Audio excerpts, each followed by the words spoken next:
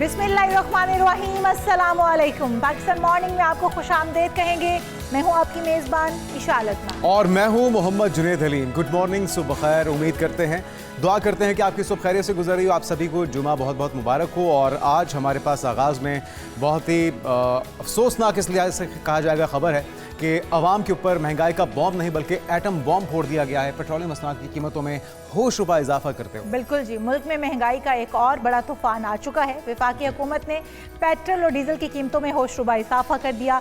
हुकूमत ने IMF से किए गए वादों के तहत ये पेट्रोलियम मसनूआत की कीमतें बढ़ाई हैं, जो कि पेट्रोल की कीमत में 137 रुपये 23 पैसे और डीजल की कीमत में 184 रुपये 49 पैसे फ़ी लीटर का इजाफा कर दिया है। तो जो नए नर्ख हैं उनके बाद अगर अब देखा जाए तो पेट्रोल 458 रुपये पर 40 पैसे पर है, जबकि डीजल 520 रुपये 35 पैसे फ़ी लीटर मुकर्रर कर दिया गया है। और अब अवाम की क़ुव्वत ख़रीद वैसे ही ख़त्म हो चुकी थी, तो अब तमाम चीज़ें शायद ज़रूरिया हों या फिर सवारी हो, सब कुछ महंगा हो जाएगा।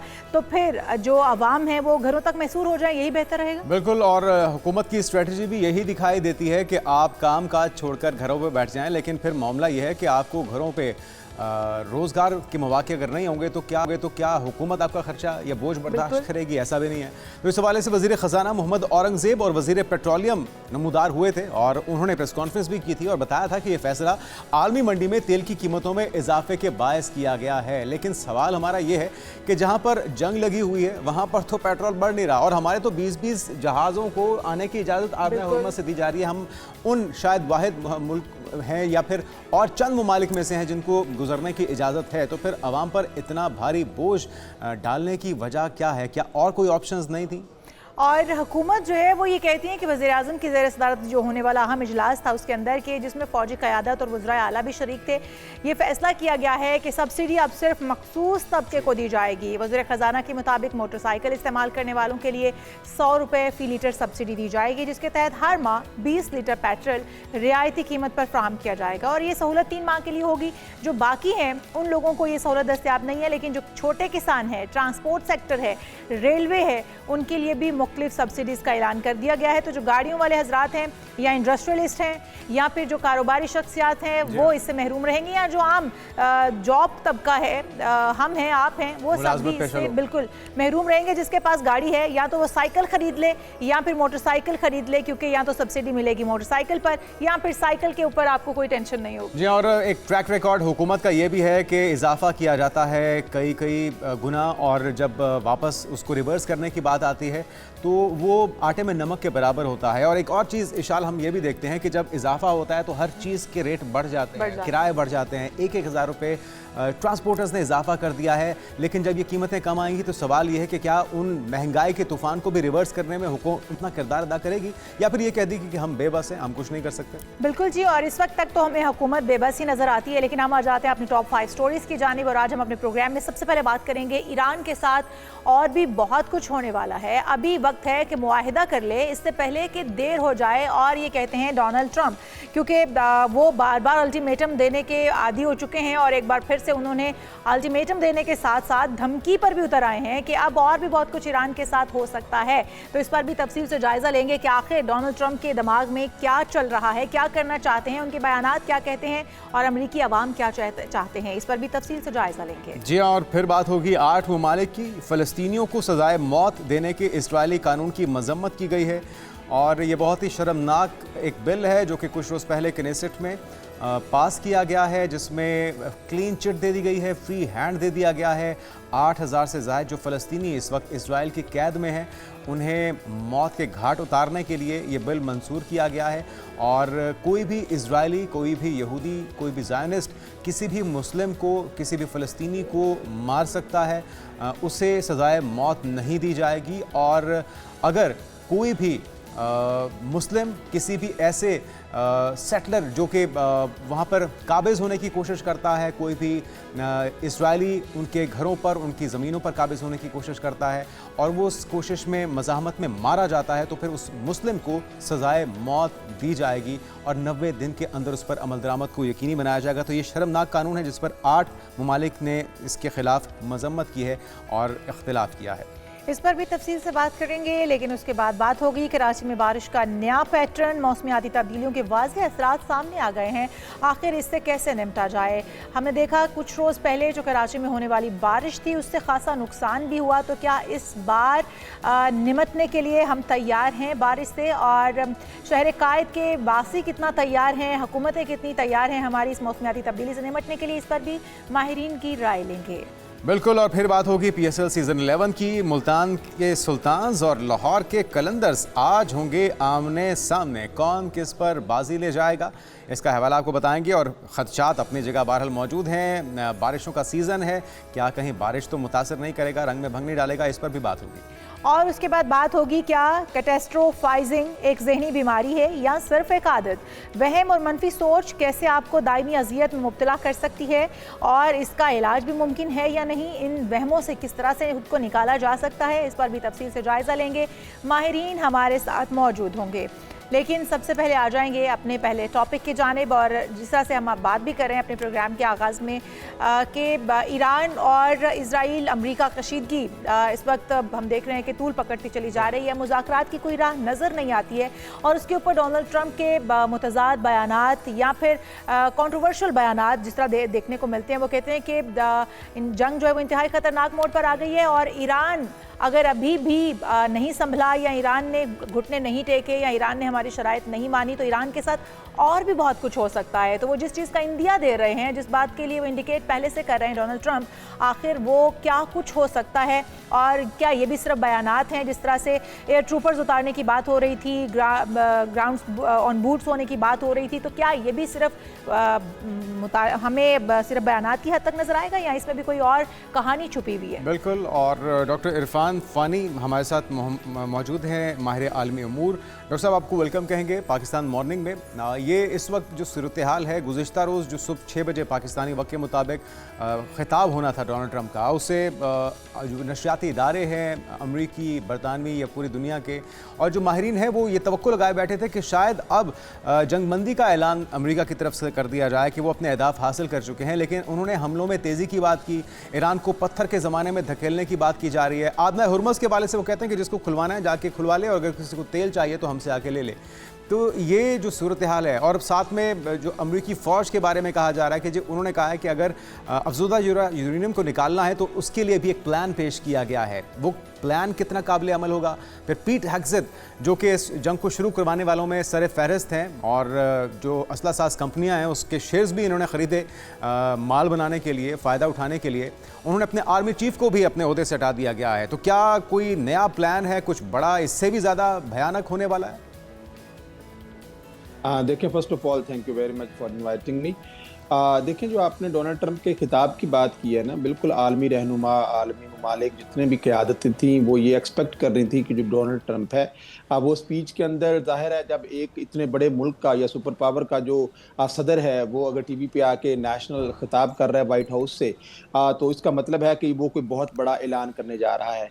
लेकिन इंतहाई मायूसाना खिताब था उनका, और खिताब सुनने के दौरान ही हमें जो उन्होंने उससे पहले एक राइटर्स को इंटरव्यू दिया था, उस इंटरव्यू के अंदर और इस किताब के अंदर कोई फ़र्क नहीं था। वो सारी की सारी वही बातें हैं जो वो गुज़िश्ता 2-3 वीक से दोहरा रहे हैं। और वो बातें क्या थी कि हम हर रोज़ वो एक बड़ा क्लेम करते हैं कि हम एक बड़ा हमला करना जा रहे हैं। कभी वो 48 घंटे का अल्टीमेटम देते हैं, कभी वो 10 दिनों का अल्टीमेटम देते हैं, कभी वो ये कहते हैं कि हम आपके पावर प्लांट्स जो हैं उनको हम तबाह कर देंगे। तो ये एक तरह से हारे हुए ऐसे शख्स की मुझे तकरीर नज़र आई कि जो दुनिया का एक ग्लोबल पावर का या सुपर पावर का एक सदर है, लेकिन वो कुछ करने या उस जंग से निकलने का जिसको कोई रास्ता जो है वो नज़र नहीं आ रहा, और वो सिर्फ इस जंग को किसी भी तरह से उसको कोई रास्ता चाहिए कि मैं इससे निकल जाऊं। लेकिन इस वक्त ईरान ने जिस तरह से उनको इनसर्कल्ड किया हुआ है, ना सिर्फ उनको बल्कि पूरी दुनिया की इकोनॉमी को। असल में ऐसी जो जंगें होती हैं ना जुनैद, इनका कभी भी फैसला मैदान जंग में नहीं होता, और ईरान जैसा जो मुल्क है उसने इस जंग को एक आलमी मुआशी जंग के अंदर जो है ना वो कन्वर्ट कर दिया है। राज, जैसे अभी आप बता रहे थे, पाकिस्तान के अंदर भी जो पेट्रोल की कीमतें हैं जिस तरह से जी बढ़ी हैं, तारीख में कभी ऐसा नहीं हुआ है। और पूरी दुनिया के अंदर इसी तरह से कोई $2 पर लीटर के ऊपर आपको मगरबी जो ममालिक है वहां पे भी जो पेट्रोल की कीमतें हैं वो बढ़ती हुई नजर आ रही हैं। तो इस सारे सिनारियों के अंदर डॉक्टर फानी साहब, जी इससे जी हमें ये तो पता चल गया कि ईरान जो है वो अपनी शराइत मनवाने के लिए तैयार बैठा है, और ईरानी ये कहते हैं अहदेदारान भी और अवाम भी कि हम अपना खून बहाने से भी पीछे नहीं हटेंगे, हम अपना खून देने के लिए भी तैयार हैं, जाने देने के लिए भी तैयार हैं। तो डोनाल्ड ट्रंप फिर किस तरह से फेस सेविंग कर पाएंगे या इस जंग से निकल पाएंगे अगर इस तरह के मुतज़ाद बयानात उनके आते रहेंगे, या फिर इस तरह के कंट्रोवर्शियल बयानात वो देते रहेंगे जंग को हवा देने वाले? क्योंकि इस सब में हमें नेतन्याहू कहीं नज़र नहीं आते, इजराइल कहीं नज़र नहीं आता, जो कि जंग शुरू करवाने के लिए जिनको सेरा जाता है, और ना ही वो अपनी फोर्सेस जो है वो किसी भी तौर पर अमेरिका के साथ भेजने के लिए तैयार हैं। मैं बात कर रही हूँ कि जिस तरह से वो अपनी फौजें उतारने की बात कर रहे थे, बूट्स ऑन ग्राउंड करने की बात कर रहे थे, तो क्या अब वो समझा जाए कि वो भी सिर्फ गीदड़ भभकियाँ थीं, सिर्फ बयानात थे, या फिर उसको भी प्रैक्टिकल किया जा सकता है? क्योंकि अभी जो डोनाल्ड ट्रंप का बयान है वो ये कहते हैं कि अभी और भी बहुत कुछ ईरान के साथ हो सकता है। तो वो जो कुछ और कह रहे हैं वो क्या कहने की कोशिश कर रहे हैं, या क्या हो सकता है मुतवक्के तौर पर? देखें, आपके ना सवाल के अंदर ही ये जवाब भी आपका आ जाता है कि जब आप ये कहते हैं कि ये अमेरिका, ये नहीं, अमेरिका तो ये चाहता है मैं इस जंग से निकलूं, लेकिन इजराइल वो मुल्क है जो कभी भी इस जंग से अभी नहीं निकलेगा और वो निकलना चाहता नहीं है। असल में ये बड़ा क्रिटिकल मोमेंट है। ये वो मोमेंट है कि अगर आज फॉर एग्जांपल हम डीएस्केलेट कर जाते हैं दोनों ममालिक, और किसी भी तरह से किसी भी शराइत के, जो कि अभी मुझे नामुमकिन नजर आ रहा है कि दोनों जो है ममालिक किसी शर्त के ऊपर एग्री हो जाते हैं, या उसमें रूस या चीन, Pakistan, Turkey, Saudi Arabia, Egypt पढ़ के कोई ना कोई रिकंसिलेशन और उनके दरमियान में एक एग्रीमेंट करवा देते हैं। ऐसे सिनारियों में सबसे ज्यादा फायदा किस मुल्क को होगा एग्रीमेंट का? अल्टीमेटली ईरान स्ट्रेटेजिकली इस खित्ते की और मिडिल ईस्ट की सबसे बड़ी ताकत बन के उभरेगा। क्या अमेरिका इसको कबूल करेगा? क्या इजराइल इसको कबूल करेगा? क्या अरब जो रियासतें हैं वो इसको कबूल करेंगी? अरब रियासतों में से बहुत सारी ऐसी रियासतें हैं जो ये नहीं चाहती हैं कि अभी से ये जंग डीएस्केलेट हो जाए, और किसी तरह से ये जो ईरान के ऊपर अगर ये ऑपरेशन किया गया है। जी जी जी जी, वो हम देख रहे हैं यूएई वगैरह और कुछ ऐसे सहूलतकार इस खित्ते में अब भी मौजूद हैं जो कि मुसलसल सहूलतकारी का काम कर रहे हैं इजराइल के लिए, अमेरिका के लिए। लेकिन अगर हम थोड़ा सा बात करते हैं नेतन्याहू की आइडियोलॉजी की, वो तो किसी से ढकी छुपी नहीं है कि वो प्रॉमिस लैंड के लिए, ग्रेटर इजराइल के लिए, एक मजहबी जनूनियत के लिए इस जंग को बढ़ाना चाहते हैं। लेकिन गुज़िश्ता रोज़ जो स्पीच थी डोनाल्ड ट्रंप की और जो उनके एडवाइज़र की, जिस तरह से उनको हज़रत ईसा का मर्तबा देने पर तुली हुई थी, जिस तरह से वो मजहबी गुफ्तगू की जा रही थी, तो लगता है कि डोनाल्ड ट्रंप खुद भी और उनके दाएं बाएं जो किचन कैबिनेट के लोग हैं वो भी उनको मुसलसल मजबूर किए हुए हैं इस जंग में घसीटने पे। डोनाल्ड ट्रंप शायद खुद ये ना चाहते हों, लेकिन एप्स्टीन फाइल्स का मामला भी है। तो एग्जैक्टली आपके ख्याल में वानी साहब मामला है क्या? क्या एक मौसर फेस सेविंग के लिए एक के बाद एक हिमाकत हो रही है जिसमें खुद उनका अपना दिफाई सिस्टम भी एक्सपोज हो रहा है? F-15 हमने देखा कि शायद ड्रोन को वो मार नहीं सका और उसने जाके अपने हदफ को निशाना बना दिया इराक में। तो इन सारी वल्नरेबिलिटीज के बावजूद आपको लगता है कि ये घाटे का सौदा सर्वाइवल के लिए ठीक रहेगा डोनाल्ड ट्रंप के लिए? देखिए, ये ना सिचुएशन बिल्कुल जैसे फर्स्ट वर्ल्ड वॉर के बाद आप देखते हैं कि कम्युनिज्म की एक आइडियोलॉजी सामने आती है 1917 के बाद, फिर फाशिज्म इटली से इमर्ज होता है, नाजीज्म जो है वो जर्मनी से हिटलर की शक्ल में सामने आता है। तो बिल्कुल इसी तरह की सिनारियो जो है वो इस वक्त दुनिया के अंदर ना राइट विंग पॉलिटिकल जो फिनोमिना है, rigid right wing, for right wing, वो इमर्ज हो रहा है। पूरे यूरोप के अंदर जो है वो राइट विंग पॉलिटिकल पार्टीज जीत रही हैं, और डोनाल्ड ट्रंप के सदर बनने के पीछे भी वही जो राइट विंग सोच है वो मौजूद है। और उस सोच के तनाजुर में ये तमाम लोग जो इस वक्त उसकी कैबिनेट का हिस्सा हैं, ये जो टी पार्टी मूवमेंट 2010 के अंदर हुई थी अमेरिका के अंदर, उसके नतीजे में जितने भी रिजिड हॉकिश जो लोग थे टुवर्ड्स ईरान एंड चाइना, और राइट विंग के जो लोग थे वो सारे लेजिस्लेचर बॉडी का हिस्सा बन जाते हैं, और उन्हीं लोगों से घिरे हुए ये डोनाल्ड ट्रंप है। फ्रॉम नोवेयर डोनाल्ड ट्रंप जब 2016 में सदर भी बने थे तो उस वक्त एक किताब भी लिखी गई थी, हाउ डेमोक्रेसीज डाई। तो जब किसी भी मुल्क के अंदर जमहूरियत मरने के करीब आती है या उसके खात्मे का एंड होना होता है, तो कोई भी एक ऐसा शख्स जो है वो हुकूमत में आ जाता है और वो जमहूरी अमल के जरिए से हुकूमत में आकर तमाम जमहूरी अदारों का किला कमा करता है। शुरू में उनका गला घोंटता है, मीडिया हो, आज़ाद प्रेस हो, और उनके खिलाफ उठने वाली आवाज़ें हैं उनको खिलाफ भी वो ज़रा हॉकिश होता है। तो बिल्कुल इसी तनाजुर के अंदर जो इस वक्त अमेरिका की फॉरेन पॉलिसी है वो पर्सनलाइज्ड फॉरेन पॉलिसी है, वो इंस्टीट्यूशनलाइज्ड फॉरेन पॉलिसी नहीं है। पहले वहाँ पे अदारे हैं, लेजिस्लेचर बॉडी होती है, कैबिनेट होती है, एक प्रोसेस के तहत उनका जो फॉरेन ऑफिस है वो काम करता है। लेकिन यहाँ पे क्या है, और फॉरेन ऑफिस डिटरमिन और डिक्टेट करता था सदूर को कि हमने अच्छा, अब ये करना है, लेकिन अब ये हो रहा है। जी जी, पहले आप बात मुकम्मल कर अब ये हो रहा है जी, अब ये हो रहा है कि वो जो सदर ट्रंप है उसके सामने जितने भी अदारे हैं अमेरिका के वो सरनिगूं हैं, और वो अमेरिका जो है या सदर है वो नेतन्याहू उसको ड्राइव कर रहा है। या तो वो डोनाल्ड ट्रंप के सामने सरनिगूं है या फिर इजराइल के सामने नेतन्याहू के, क्योंकि जोइश लॉबी जितनी स्ट्रांग है यहाँ पर अमेरिका के अंदर, शायद उनका तसल्लुत जो है डोनाल्ड ट्रंप से कहीं ज़्यादा है। डोनाल्ड ट्रंप को ईरान ये कह चुके हैं कि वो तो पपेट हैं, असल आपके वज़ीर आज़म, अमेरिकन को मुखातिब करते हुए वो कहते हैं कि आपके असल वज़ीर आज़म जो है, आपके प्रेसिडेंट सॉरी जो हैं वो हैं नेतन्याहू, और जो डोनाल्ड ट्रंप हैं वो तो पपेट हैं और पपेट की तरह ही वो हमें किरदार अदा करते हुए भी नजर आते हैं। अच्छा, अगर थोड़ा सा आप जिस तरह आप कह रहे हैं कि देखना ये पड़ेगा कि मुआहिदा तो इन शराइत पर जो है वो ईरान की शराइत पर ही होगा, क्योंकि ईरान ही हमें फाते के तौर पर नजर भी आ रहा है, और डोनाल्ड ट्रंप जो वो इस वक्त फेस सेविंग की मूड में है, वो कहीं पर भी जंग जीतते हुए नजर भी नहीं आ रहे। लेकिन एक पॉइंट नजर हमें आया था जहां पर उन्होंने कहा, ईरान ने कहा था कि यहाँ से तमाम जगहों से अपने अड्डे भी उठाने होंगे, तमाम ममालिक के अंदर से, और इस खित्ते के अंदर मौजूद जितनी जंगें हैं उनको रोकना होगा। तो क्या ये एक सही मौका होगा ईरान के पास भी कि जो फ़लस्तीनियों के साथ हो रहा है, फ़लस्तीनी अवाम के साथ हो रहा है, उनको भी हाईलाइट, उस मामले को भी किया जाए और वहाँ पर भी जंग बंदी के लिए शर्त रखी जाए कि वहाँ पर जंग बंदी होगी तो यहाँ पर मुआहिदा हो सकता है, यहाँ पर भी जंग बंदी हो सकती है, क्योंकि ईरान के अलावा और कोई ऐसा नहीं है जो कि फ़लस्तीन के अवाम के लिए आवाज़ उठा सके, और मौका भी बहुत अच्छा है। तो क्या आप समझते हैं कि ये पॉइंट रेस किया जा सकता है ईरान की जानिब से, या होना चाहिए? देखें, इस वक्त जो पाकिस्तान, टर्की, इजिप्ट और जो दीगर कुछ रियासतें साथ मिलकर कोशिश कर रही हैं ना, वो बिल्कुल यही कोशिश कर रही हैं किसी तरह से अरबों को और ईरान को एक पेज पे लाया जाए। देखें, अभी तक जो अरब कंट्री हैं उन्होंने ईरान जो है वहाँ पे मिलिट्री बेसिस को अटैक कर रहा है, लेकिन वो काउंटर अटैक आपको करते हुए नज़र नहीं आते, सिवाय यूएई के जो कि थोड़ा सा हॉकिश हुआ पड़ा है टुवर्ड्स इजराइल। ये वो क्रिटिकल लम्हा है जिस लम्हे के अंदर अगर आज उम्मत मुसलमान जो है वो इकट्ठी हो जाती है तो ये सबसे ज़्यादा सिग्निफिकेंट मोमेंट होगा उम्मत मुसलमा के लिए पूरी दुनिया के अंदर, कि इस वक्त अगर अरब रियासतें इस बात पे राज़ी हो जाती हैं कि ये जितना भी मिलिट्री स्ट्रक्चर इस वक्त मिडल ईस्ट का है, जिसके अंदर अमेरिकन मिलिट्री बेसिस आपको नज़र आती हैं, वो बेसिस रिमूव करने के लिए ये ममालिक भी जो हैं ये आवाज़ उठाएं, और फिर अमेरिका जो है वो यहाँ से अपने अड्डे ले जाता है, और उसके बाद एक ऐसा मिलिट्री स्ट्रक्चर बनाया जाए यहाँ पे जिसके अंदर पाकिस्तान, इजिप्ट, टर्की जो है वो और दीगर चाइना और रूस को भी साथ मिलाकर इस खित्ते के अंदर, इस खित्ते को चलाने वाले मुल्क ये खित्ते के ममालिक ही हों।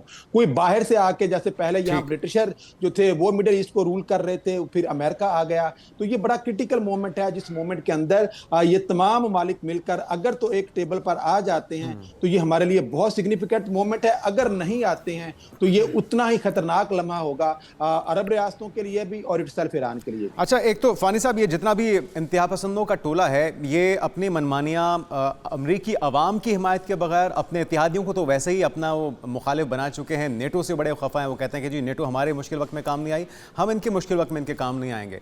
तो उनकी तो बात ही छोड़ दीजिए, यूनाइटेड नेशन को वैसे वो घास नहीं डालते, किसी खाते में नहीं लाते। तो अमरीकी अवाम के मैंडेट के ख़िलाफ़ जाके, उनके सेंटिमेंट्स के ख़िलाफ़ कब तक ये सर्वाइव कर पाएंगे? और ये जो 8 इस्लामी ममालिक ने इस पर इख्तलाफ किया, जिसकी मजम्मत की है, जो कनेसेट ने एक शर्मनाक बिल पास किया है मुसलमानों को उनके कत्लेआम का, उनको फांसी देने का, इस पर आप क्या समझते हैं कि अमल दरामद करने में कोई रुकावट हो पाएगी, या इसको भी मनमाने अंदाज में नेतन्याहू पाए तकमील तक पहुँचाएगा? देखिए, ये उसी आलमी जो कानूनी निज़ाम था ना, ये उसी की तोसी है। जैसे आलमी निज़ाम के अंदर इजराइल को एक इम्प्यूनिटी हासिल थी, उसी चीज़ को उन्होंने अपने जो दाखिली सियासत है उसके अंदर भी ले आया है इजराइल कनेसेट के ज़रिए से, कि अब एक जुर्म तब जुर्म है जब उसको करने वाला फ़लस्तीनी है तो जुर्म है, अगर अगर वही जुर्म जो है वो एक इजरायली करता है तो वो जुर्म नहीं है। इजरायली जो है वो कत्ल भी कर दे तो वो जुर्म नहीं कहलाएगा, वो दूसरे के घर में घुस जाए, वहां पे आबादकारी करे। 515 से जायद इस वक्त इलीगल सेटलमेंट्स जो हैं वो वेस्ट बैंक के अंदर इजराइल जो है वो बना चुका है, और इसी तरह से वहां पे रेफ्यूजी जो कैंप थे, जितने भी पनाहगज़ीनों के कैंप हैं, उनको डिस्ट्रॉय करके सैकड़ों लोगों को मारने के बाद, वहां पे सैकड़ों लोगों से इज्तिमाई ज़्यादतियां करने के बाद बच्चों को अगवा करना जो है ये सारे का सारा लीगलाइज हो जाता है इस कानून के तहत। लेकिन अगर ये जुर्म, इनमें से एक छोटा सा जुर्म भी, इस मज़ाहमत अगर करते हैं फ़लस्तीनी इसके खिलाफ कि भाई वेस्ट बैंक के ऊपर आपका कानून नहीं चलता है, वेस्ट बैंक इंटरनेशनल लॉ के मुताबिक इजराइल का हिस्सा नहीं है, तो आप यहाँ इन सेटलमेंट्स के अंदर किस तरीके से ये कानून लागू कर सकते हैं। तो इस मज़ाहमत को वो दहशतगर्दी करार देते हैं, और इस दहशतगर्दी का उन्होंने 90 दिन के अंदर सजा जो है वो मौत जो है वो उन्होंने इस कानून के अंदर लिखी है। अगर वहां पे जो एसोसिएशन और सिविल राइट्स इवन इजराइल के अंदर ही मौजूद है, उसने सुप्रीम कोर्ट के अंदर इस कानून को चैलेंज भी किया है कि ये कानून वेस्ट बैंक के ऊपर लागू नहीं होता है। देखिए ये सारी चीजें हमें क्या बता रही हैं कि इजराइल कि दुनिया के अंदर जुर्म की अब आइडेंटिटी के ऊपर होगा। ये बिल्कुल जैसे साउथ अफ्रीका के अंदर इसको अगर फानी साहब अगर जोड़ लें अमरीकी अवाम से या फिर यूरोपियन कंट्रीज से या नेटो ममालिक से, क्या उनकी मज़ाहमत, उनका इन इक़दामात से इख्तिलाफ ये रुकवा पाएगा इन काले कवानीन को, चाहे वो ईरान की जंग हो या फिर ये कानून पास होना या इसकी रुकावट क्या बायस बन पाएगा ये सब कुछ? देखिए ऐसे आलमी जो प्रेशर है ना, ये हमेशा जो रियासतें थोड़ी सी सेन रियासतें होती हैं, जहाँ पे कुछ सेन लीडरशिप होती है, पहली बात तो यह वहाँ पे ऐसे कानून बनते ही नहीं हैं। तो जहाँ पे ब्रूटल माइंडेड लोग जो हैं वो और मॉन्स्ट्रस अप्रोच के तहत वो आए हुए हों, तो वहाँ पे आलमी दबाव कुछ नहीं करता है। गुज़िश्ता 80 सालों से यूनाइटेड नेशंस में कितनी करारदादें हैं जो फ़लस्तीनियों के हक में पेश की गई और पास की गई, और इसको अमेरिका जो है वो ये जो वीटो करता रहा, तो क्या मतलब उसका इम्पैक्ट निकला है। जाते डॉक्टर फानी साहब, अगर इसका इख्तिताम होता हुआ देखते हैं तो किस सूरत में देखते हैं? क्या इजराइल नेतन्याहू अगर रिजीम चेंज की सूरत में हट जाते हैं, इजराइल में कोई रिजीम चेंज होता है या फिर यहाँ पर अमेरिका में रिजीम चेंज होता है, तभी इन जंगों का खात्मा या अमन हो सकता है इस खत्ते के अंदर? अदरवाइज ये कशीदगी, ये सूरत हाल इसी तरह से जारी रहेगी, वो चाहे फ़लस्तीन है या फिर ईरान है? देखें, पहली बात तो ये है कि इस वक्त ना जो नशिस्तन गुफ्तन बर्खास्तन से आगे बढ़ कर ना आलमी रहनुमाओं को और अरब मुस्लिम ममालिक जो रहनुमा है ना, उनको कुछ करना पड़ेगा। देखें, अब तुर्की के अगर ताल्लुकात हैं इसराइल के साथ, इजिप्ट के अगर ताल्लुकात हैं सिफारती, अगर वो ये कहता है कि कैसे डिप्लोमेटिक रिलेशन ख़त्म करते हैं, आप जो हैं ये जुल्म सितम बंद करें फ़लस्तीनियों के ऊपर, तो आज ही आपको उसका इम्पैक्ट नज़र आना शुरू हो जाएगा। आलमी बरादरी भी कॉम्प्रोमाइज़ है, मुस्लिम अरब जो लीडरशिप है वो भी कॉम्प्रोमाइज़ है। तो इस सारे सिनारियों के अंदर ये नेतन्याहू जो जालिम और जाबिर हुक्मरान है, उसको ये शायद मिलती है कि मैं इसको, अभी आज तक उसका कुछ नहीं हो सका। गुज़िश्ता 30 सालों से वो एक मुसलसल झूठ बोलते हुए फ़लस्तीन को और ईरान के खिलाफ दुनिया को वो भड़का रहा है, आज तक उसके खिलाफ कुछ नहीं हो सका। और इस वक्त जो रजीम चेंज करने की आप बात कर रहे हैं, ये अगर कोई मौजज़ा हो जाए तो बहुत अच्छी बात है कि वहां पे मिड टर्म इलेक्शन जो है वो डोनाल्ड ट्रंप हार जाए, और इधर से नेतन्याहू जो है नवंबर वो अपने इलेक्शन हार जाता है, तो उसके नतीजे में कोई ऐसी लीडरशिप आ जाए या फिर वहां के अवाम जो कोई ऐसा रास्ता निकालें कि रजीम चेंज की कोई सूरत हाल बनती हुई नजर आए, जैसे कि हमने बांग्लादेश में देखी या दीगर ममालिक में हम देखते हैं इस तरह के मौजज़े भी हो जाया करते हैं, और फिर मिड टर्म इलेक्शन का भी इन दोनों को सामना है, तो हम उम्मीद करते हैं कि कोई ऐसी रजीम चेंज या कुछ ऐसा मामला बने कि ये जंगें भी खत्म हों और मुकम्मल तौर पर अमन किसी कैफियत हम देखने को हमें मिले। बहुत शुक्रिया डॉक्टर मोहम्मद इरफान फानी साहब हमारे साथ मौजूद थे, बहुत ही खूबसूरत तज्जिया। और यहाँ पर एक ब्रेक शामिल, ब्रेक से वापस आएंगे, वेदर की बात कर लेते हैं। कुछ बदला मौसम है, ये बदलाव क्यों है, इस पर एक ब्रेक की बात वेलकम बैक। और जिस तरह से हम जानते हैं कि पेट्रोलियम मसनाद की कीमतें जब बढ़ती हैं तो फिर महंगाई का तूफान आता है, फिर हर चीज़ ही बढ़ जाती है, और जो किराए हैं वो तो बढ़ते ही बढ़ते हैं और किराए रिवर्स नहीं होते। तो इस बार कितने किराए बढ़े जरा जान लेते हैं। बिल्कुल जी, और क्योंकि इस वक्त ओवरऑल अगर पेट्रोलियम मसनाद की कीमतें बढ़ेंगी तो साथ ही साथ किराए तो बढ़ेंगे, लेकिन जब पेट्रोलियम मसनाद की कीमतें नीचे भी आएंगी तब भी किराए जूं के तू ही रहेंगे।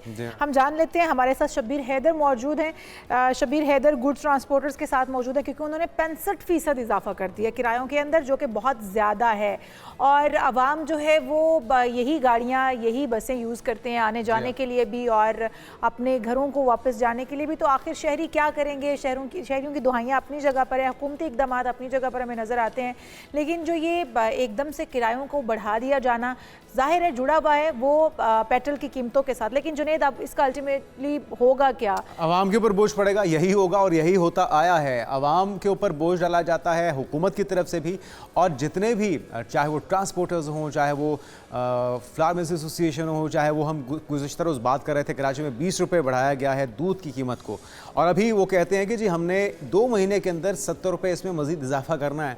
तो जो बुनियादी ज़रूरियाती अशिया ज़रूरियाँ हैं जिनके बगैर गुजारा ही नहीं है, जिनके बगैर सर्वाइवल ही नहीं है, ये कहा हर जाए चीज़ बढ़ रही है। कि भैंसें भी पेट्रोल पर चलती हैं, मतलब जाहिर बात है। अब देखें ना, जो ट्रांसपोर्टेशन है या उनके लिए जो चारा आता है या जितने भी अखराजात हैं वो पेट्रोल डीजल के साथ जुड़े हुए हैं। तो ये जो हम मनाजिर अब दिखा रहे हैं, बात तो ठीक है। ये जान लेते हैं। शबीर हैदर हमारे साथ मौजूद हैं। जी, शबीर हैदर हमारे साथ मौजूद हैं। शबीर हैदर, आप बताइएगा, मनमाने किराए तो वसूल किए जाते हैं, इस बार तो 65% इजाफा कर दिया गया है गुड्स ट्रांसपोर्टर्स की जानिब से। क्या कहना है गुड्स ट्रांसपोर्टर्स का? और शहरी मौजूद हैं तो उनसे भी बात कीजिएगा कि वो कितने नाला नज़र आते हैं और हुकूमत से क्या वो रिक्वेस्ट करना चाहेंगे।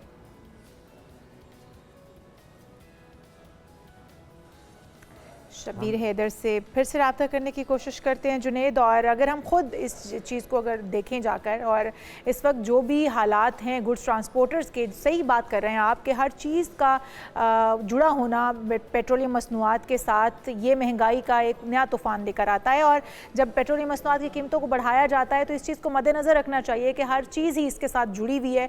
चाहे वो दूध दे के जाने वाला आपको एक दोधी हो, उसने भी आपको पेट्रोल या बाइक इस्तेमाल करनी है तो उसके अंदर कुछ ना कुछ डलेगा। फिर उन भैंसों का चारा है, फार्म्स किस तरह से चलेंगे, लोगों की सब्जियां या अनाज जो आप तक पहुंचने हैं बहुत ही दूर दराज इलाकों से आते हैं, तो वो शहरी इलाकों तक पहुंचते पहुंचते किस हद तक महंगे हो जाएंगे, ये सारी चीज़ें भी हमें बिल्कुल। और ये गालिबन पाकिस्तान की तारीख में यकमुश्त किया जाने वाला सबसे बड़ा इजाफा है। हम ये देखते थे कि अगर 5-10 रुपये भी पेट्रोलियम मसनूआत में इजाफा होता था, उनकी कीमतों में इजाफा होता था, तो महंगाई का तूफ़ान आ जाता था। तो अभी हम उसको कैलकुलेट नहीं कर पा रहे। अगला आने वाला एक हफ़्ता, एक महीना या कुछ हफ्ते जो हैं वो इतनी भयानक महंगाई का तूफ़ान लेकर आएंगे जिससे शायद जो पाकिस्तान की अक्सरियत है, जो अक्सरियत अवाम है, वो इस बोझ को बर्दाश्त ना कर पाए। तो हुकूमत को फौरी तौर पे किसी ऑल्टरनेटिव प्लान की तरफ जाना होगा। कोशिश करते हैं शबीर हैदर से दोबारा रब्ता करने की। शबीर, 65% बताया जा रहा है ट्रांसफर कर दिया। शहरी किस तरह से अपनी दुहाई बयान कर रहे हैं और ट्रांसपोर्टर्स का क्या कहना है? जी जुनेद भाई, बात यह है कि पेट्रोलियम मसनूआत की कीमतों में जैसे ही इजाफा हुआ है उसी के साथ ही पाकिस्तान गुड्स ट्रांसपोर्टर्स और उसके साथ साथ मिनी मज़दा एसोसिएशन और पब्लिक ट्रांसपोर्टर्स की जानिब से जो है वो किरायों में इजाफा कर दिया गया। क्योंकि जैसे ही पेट्रोलियम की कीमतों में इजाफा होता है तो इसके साथ साथ जो ट्रांसपोर्टर्स हैं वो तो अपना जो लागत है वो पूरी करने के लिए अवाम पर बोझ डाल देते हैं, क्योंकि उनका कहना है कि अगर हम गाड़ियां चलानी है तो हमें किराया बढ़ाना पड़ेगा। और इस बार जो है जितना किराया पेट्रोलियम मसनूआत की कीमतों में इजाफा हुआ उसी तनासब से 65% के करीब जो है वो तमाम ट्रांसपोर्टर्स की जानिब से किरायों में इजाफा किया गया है। अगर मैं सबसे पहले बात करूं पाकिस्तान गुड्स ट्रांसपोर्टर्स की, तो उन्होंने भी 65% किरायों में इजाफा किया है कि कम से कम 1 लाख तक जो है वो किरायों में इजाफा हुआ है। लाहौर से कराची का अगर किराए की बात करूं तो 1,10,000 से बढ़कर 1,80,000 रुपये किराया कर दिया गया। इसी तरह लाहौर से इस्लामाबाद का 80,000 से 1,20,000 और लाहौर से पेशावर का 1 लाख से 1,50,000 और कोयटा का जो किराया वो 1,60,000 से 2,30,000 से 2,50,000 तक बढ़ाया गया है। लाहौर से मुल्तान का जो है वो 60,000 से 90,000 रुपए तक किराया बढ़ा दिया गया। और इस हवाले से जो उनके मरकजी सदर थे नबील तारक महमूद, उनसे बात हुई तो उनका कहना था कि इतना ज्यादा डीजल की कीमतों में जो इजाफा हुआ इससे कारोबार बंद कर दिया है और इन हालात में कारोबार करना बिल्कुल मुश्किल दिखाई दे रहा है। दूसरी तरफ अगर मैं बात करूं पब्लिक ट्रांसपोर्टर्स की, तो उनकी जानब से भी 65% किरायों में इजाफा किया गया है कि पब्लिक ट्रांसपोर्टर ने 1,000 रुपए से लेकर 2,500 रुपए तक किरायों में इजाफा किया है। उसमें अगर बात की जाए लाहौर से इस्लामाबाद की, तो पहले किराया 3,000 रुपए था और अब 4,000 रुपए कर दिया गया है। लाहौर से पेशावर का किराया 3500 से 4600 रुपए और लाहौर से सरगोदा का किराया जो है वो 1,550 रुपए से बढ़ाकर 2,550 रुपए कर दिया गया है। और इसी तरह लाहौर से फैसलाबाद का किराया 1,350 से 2,000। अच्छा शबीर हैदर, गुड्स ट्रांसपोर्टर्स की हुकूमत के नुमाइंदों के साथ बातचीत हुई है, क्या कहना है हुकूमती नुमाइंदगान का कि आखिर पेट्रोलियम मसनूआत की कीमतें क्यों बढ़ाई जा रही हैं और इतना इजाफा क्यों किया गया है? हम देख रहे हैं कि 1 महीने के अंदर जितना इजाफा किया गया इतना तो इंटरनेशनल मार्केट में भी इजाफा नहीं हुआ। और दूसरी बात यह कि हुकूमत अगर बता सके इस हवाले से या हुकूमती नुमाइंदों से इनकी बात हुई है गुड्स ट्रांसपोर्टर्स की कि अब तो ईरान ईरान की जानिब से आबनाए हुर्मुज़ से जहाज़ गुजरने की भी इजाज़त दी गई है पाकिस्तान को, और पाकिस्तान के अंदर पेट्रोल वाफिर मिकदार में पहुँच भी पा रहा है, तो फिर कीमतें क्यों बढ़ाई जा रही हैं इतनी तेज़ी के साथ? जी बिल्कुल इशाल, ये बात हुई है गुड्स ट्रांसपोर्टर्स के जो मरकजी सदर है नबील तारक से। उनका कहना है कि पहले भी जब किरायों में इजाफा किया जाता है तो हमारी तरफ से जो हुकूमत को रिक्वेस्ट की जाती है कि जब भी कोई ऐसा कोई इकदाम उठाना हो तो जितने भी स्टेक होल्डर्स हैं उनको लूप में लिया जाए, उनको इत्मीनान में लेकर बढ़ाया जाए। मगर वो कहते हैं कि हुकूमत की जानिब से बिल्कुल हमें इत्मीनान में नहीं लिया गया, जिसकी वजह से आज जो है पाकिस्तान गुड्स ट्रांसपोर्टर्स एसोसिएशन की जानिब से चारों सूबों से जो मीटिंग्स हैं वो बुला ली गई हैं, इजलास बुलाया गया है जो दोपहर 3 बजे होगा, और उसके बाद वो अपना लाएअमल देंगे। एक तो हुकूमत के सामने रखेंगे कि हुकूमत इनके ऊपर जो पेट्रोलियम मसनूआत की कीमतों में इजाफा हुआ है उसके ऊपर नजरसानी करे। अगर हुकूमत इसके ऊपर नजरसानी नहीं करती, अवाम भी यही कहते हैं कि नजरसानी होनी चाहिए, और हुकूमत जो है उससे इल्तजा कर रही हैं कि इस पर जल्द से जल्द जो है फैसले को वापस लिया जाए। अगर पेट्रोलियम मसनूआत महंगी हो, ट्रांसपोर्टर्स किराया बढ़ाएंगे और तमाम अशाया ज़रूरिया भी महंगी हो जाएंगी, और महंगाई का ये तूफान अवाम की सकत से बहुत ज़्यादा है। जी हाँ, और हुकूमत मसालत के लिए कोशिश तो कर रही है और ये खुशाइंद भी है, काबिल तारीफ भी है, हम इस मामले में सपोर्ट करते हैं। लेकिन मुल्क के अंदर क्या चल रहा है, अवाम कितनी परेशान हाल है और कितने बुरे हालात हैं उनके महंगाई की वजह से, उस पर भी हुकूमत को तवज्जो देनी चाहिए, वरना यूँ ना हो कि मामला बहुत आगे निकल जाए और जब वोट लेने की बारी आए तो फिर अवाम आपके साथ खड़े हुए दिखाई ना दें। तो हुकूमत के लिए ये सोचने का लम्हा है। आगे बढ़ते हैं, आज दिन बहुत अहम है। बिल्कुल बहुत अहम दिन है। आज मसीही बरादरी दुनिया भर की तरह पाकिस्तान में भी गुड फ्राइडे जुनैद मना रही है, क्योंकि उनके रमज़ान मुबारक का भी आगाज़ हमारे साथ ही हुआ था और उनका रमज़ान भी हमारे साथ साथ चलता रहा, रोज़े रखते रहे, और जो हर फ्राइडे होता है उसको बड़े एहतराम के साथ मनाते हैं। और इस दिन की मुनासबत से मुल्क भर के गिरजा घरों में खसूसी दुआया तकरीबात का इनाकात भी किया जाता है, जहाँ हज़रत ईसा अलैहिस्सलाम की कुर्बानी को याद किया जाता है। और गुड फ्राइडे को मसीही अकीदे के मुताबिक वो दिन है जब हज़रत ईसा अलैहिस्सलाम को सलीब पर चढ़ाया गया था, तो इस दिन उनकी कुर्बानी को याद किया जाता है। उनकी उस जो उन्होंने दीन इस्लाम के लिए अपनी जान दी है उसको भी याद किया जाता है। बिल्कुल, और ये दिन सब्र, कुर्बानी और इंसानियत के लिए इसार की अलामत समझा जाता है। पाकिस्तान में भी मसीही बरादरी बड़ी तादाद में मौजूद है और इस दिन को निहायत संजीदगी और रूहानियत के साथ मनाया जाता है उनकी तरफ से, जिसमें इबादत हैं, जुलूस हैं और खुसूसी दुआएं की जाती हैं। पाकिस्तान का क़याम बिलाशुबा कायदे आज़म मोहम्मद अली जिन्ना रहमतुल्लाह अलैह के पेश करदा दो कौमी जो नज़रिया है उसकी बुनियाद पर अमल में आया था। ताहम उन्होंने हमेशा मजहबी रवादारी और अक़लियतों के हुकूक़ पर भी जोर दिया है। अपनी पुरअसर और जो गरजदार आवाज़ थी उसमें किस तरह से वो स्पीच किया करते थे, क्या कहते थे वो पाकिस्तान में मौजूद अक़लियतों के बारे में, ज़रा भी सुनिए। किस कौम से हैं आप, आज़ाद हैं। कायदे आज़म मोहम्मद अली जिन्ना का विजन भी यही था और यही दो कौमी नज़रिया भी बना। उन्होंने कहा कि पाकिस्तान बना दिया गया, तमाम अक़लियतें भी उसी तरह से इस पाकिस्तान के अंदर आज़ादी के साथ सुख का सांस ले सकती हैं और अपनी अपनी इबादत गाहों में आज़ादाना तरीके से जा सकती हैं, जो कि आपको भारत के अंदर नहीं मिलेगा। वहाँ पर जो अक़लियतों के साथ नारवा सलूक है वो हमें याद दिलाता है कि कायदे आज़म मोहम्मद अली जिन्ना का विजन कितना ब्रॉडर था। बिल्कुल सही था, और ये हर लम्हे पे जो भाजपा सरकार है, हिंदुत्वा हुकूमत है, वो इसको सच साबित करती है। और कायदे आज़म का जो बयान है वो आज भी रहनुमा असूल के तौर पर उसे देखा जाता है और हमेशा याद रखा जाएगा। एक ब्रेक लेते हैं, दीगर इश्यूज भी हैं, एक ब्रेक के बाद प्रोग्राम में एक बार फिर से आपको खुशामदीद कहते हैं नाजरीन। और बदलते हुए मौसम की बात करें अगर, तो मौसम का मिजाज तेज़ी से बदल रहा है और इस तब्दीली के असरात अब वाज़े तौर पर बड़े शहरों ख़ासतौर पर कराची में नज़र आने लगे हैं। और तर्जुमान महकमे मौसमियात अंजुम नज़ीर जैगम साहब ये कहते हैं कि महकमे मौसमियाती जो तब्दीलियाँ हैं वो पैरामीटर्स में ऐसी तब्दीलियाँ आ रही हैं जो मगरबी हवाओं के सिस्टम को अब सिर्फ शिमाली इलाकों तक महदूद नहीं रख रही हैं, बल्कि जनूबी हिस्सों बिलखसूस कराची को भी मुतासर कर रही हैं। तो कुछ दिन पहले तक भी कराची में जो तेज़ हवाएं आई हैं, जो तूफ़ानी बारिश हुई है, उसकी हमने देखा है कि ज़द में बहुत सारे लोग जान की बाजी भी हार गए हैं। बिल्कुल, डॉक्टर ज़ैनब नईम साहबा, मेंबर क्लाइमेट चेंज कमेटी हमारे साथ। डॉक्टर साहब आपको वेलकम कहेंगे। ये जो तब्दीलियां हैं ये इन्हें मस्बत समझा जाए, ये जो इस वक्त कराची में भी देख रहे हैं मगरबी हवाओं का सिस्टम 2 से 4 तक रहना था, इसके असरात कितने हमारे लिए शदीद हो सकते हैं? जी, ये बिल्कुल पॉजिटिव तब्दीली नहीं है। ये क्लाइमेट चेंज की एक शक्ल है जो हम देख रहे हैं। आप इसका अंदाज़ा ऐसे लगाएं कि सर्दियाँ, पूरी सर्दियाँ, नवंबर, दिसंबर, जनवरी, फरवरी, कोई बारिशें, बर्फबारी, यहाँ तक के नॉर्दर्न एरियाज में बादल तक नहीं बने, जिसकी वजह से ग्लेशियर्स तेजी से पिघलना शुरू हो गए। अचानक ये वेस्टर्न डिस्टर्बेंस जो है ये खलीजी ममालिक की तरफ से दाखिल हुई है और बहुत डिलेड सर्दी कहा जा रहा है कि आ रही है, लेकिन सर्दी भी इसको कहना जो है वो एक सवालिया निशान बन जाता है। उसकी वजह ये है कि जनवरी के एंड से लेके अब तक जो आपका दिन के टाइम टेम्परेचर है वो ज्यादा मामूल से ज्यादा रिकॉर्ड किया जा रहा है। यहाँ तक कि रात के टाइम का टेम्परेचर भी उस तरह से गिरा नहीं है। चले जब बारिश हो गई तब गिर गया, लेकिन अदरवाइज नहीं गिरा। तो ये दरमियाना मौसम भी नहीं है ना सर्दी है, ये क्लाइमेट चेंज है। और बहुत सालों के बाद इस तरह की वेस्टर्न डिस्टर्बेंस आई है जिसने आपके पूरे मुल्क के हर हिस्से को लपेट में लिया हुआ है। बिल्कुल और सही यहाँ कह से रही ये हैं आप। वेस्टर्न डिस्टर्बेंस आज इंडिया तक जाएगी। इंडिया तक जाएगी, बिल्कुल ठीक हो गया। डॉक्टर ज़ैनब साहब, हम देख रहे हैं कि 2 अप्रैल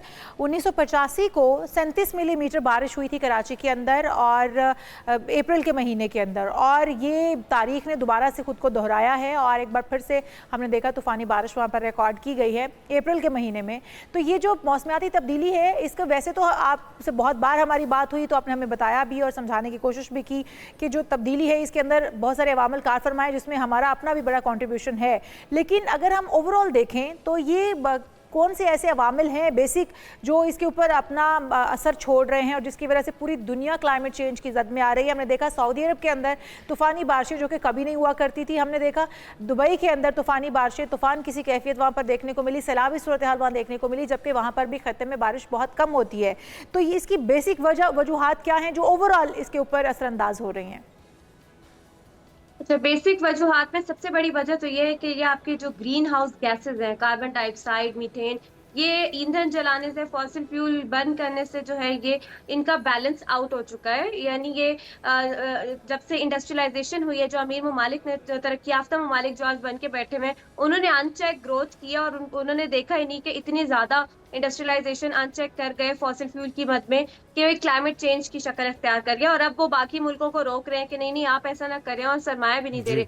लेकिन अभी एक लेटेस्ट रिसर्च आई है, वो रिसर्च ये कि एक तो आप कहते हैं ना जंगलात आपके सिंक है कार्बन डाइऑक्साइड का, अपने अंदर जज्ब कर लेते हैं, इसलिए ज्यादा जंगल लगाए, लेकिन समंदर भी सबसे बड़ा सिंक होते हैं। अभी लेटेस्ट रिसर्च के मुताबिक जो समंदर का टेम्परेचर है वो बढ़ रहा है। उसका सबसे बड़ा नुकसान आपके खित्ते के लिए ये है कि आपको पता है आपके खित्ते में मानसून की हवाएं और ये गर्मी की लहरें और ये वेस्टर्न डिस्टर्बेंस भी ये पैसिफिक ओशन की तरफ से आ रही होती है। तो पैसिफिक ओशन का टेम्परेचर बढ़ने का मतलब ये है कि इस साल प्रिडिक्ट किया जा रहा है कि अप्रैल के एंड तक तो चले वेस्टर्न डिस्टर्बेंस है, शायद मई में भी आपको नजर है, उसके बाद 30 से 60% चांस है एल नीनो बन जाएगा, जिसका मतलब ये है कि आपके मुल्क की तरफ, आपके खित्ते की तरफ कहत साली और गर्मी की शदीद ये तो बड़ी खतरनाक बात है। दूसरा, हम ज़रूरी मुल्क भी हैं, तो डॉक्टर साहब क्या इसके ज़राअत के ऊपर भी, गंदम और दीगर फसलों पे भी असरात होंगे? बचाव के लिए कुछ कर सकते हैं हम?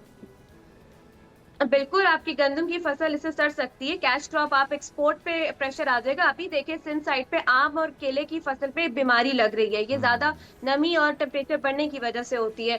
तो ज़राअत पे इसका डायरेक्ट इम्पैक्ट है और अभी हम ज़राअत को उस तरह से तरजीह नहीं देते। तो हमें ये देखने की जरूरत है कि कौन सी ऐसी क्रॉप है, कौन सी ऐसी फसल है जो क्लाइमेट हुकूमती सतह पर हमें ऐसी पॉलिसीज तरतीब देने की ज़रूरत है, जिन किसानों को भी शामिल किया जाए ताकि किसान, उनकी फसलें मुतासर ना हों, क्योंकि ज़रूरी मुल्क होने की वजह से हमारा बहुत ज़्यादा इन्हिसार इसी ज़राअत पर है। बहुत शुक्रिया डॉक्टर ज़ैनब नईम साहिबा हमारे साथ मौजूद थी, और यहाँ पर एक ब्रेक शामिल कर लेते हैं। ब्रेक के बाद हाजिर होंगे दीगर इश्यूज के साथ। Welcome back. कुछ बात हो जाए क्रिकेट की। पाकिस्तान सुपर लीग सीजन 11 जारी है और क्रिकेट का जोश और खरोश भी अपने उरूज पर है। आज मुल्तान और लाहौर की टीमें आमने सामने होंगी, तो देखते हैं कि कौन बाजी मारता है। इशा? बिल्कुल जी, गुज़श्ता मैचेस कराची किंग्स ने शानदार कारकर्दगी दिखाते हुए रावलपिंडी की टीम को 5 विकेटों से शिकस्त देकर इवेंट में मुसलसल तीसरी कामयाबी हासिल कर ली है। तो अभी तक नाकाबिले शिकस्त है कराची किंग्स, और मैच में रावलपिंडी ने पहले बैटिंग करते हुए 197 रन बनाए थे, जिसमें डेरल मिचेल के 65 थे, सेम ब्लिंक्स के थे 58 नुमाया रन थे उनके। लेकिन इसके बावजूद हम देख रहे हैं कि कराची किंग्स ने हदफ आखिरी ओवर में ही हासिल कर लिया, और बिल्कुल टेबल के ऊपर भी वो टॉप पे है बराजमान। देखते हैं कब तक उनकी हुक्मरानी बरकरार रहती है। और डेविड वार्नर है 50 और आजम खान ने 74 रन की शानदार इनिंग्स खेली है। बॉलिंग में भी हसन अली हम देख रहे थे कि और खुशदिल शाह, उन्होंने 2 विकेटें हासिल की हैं।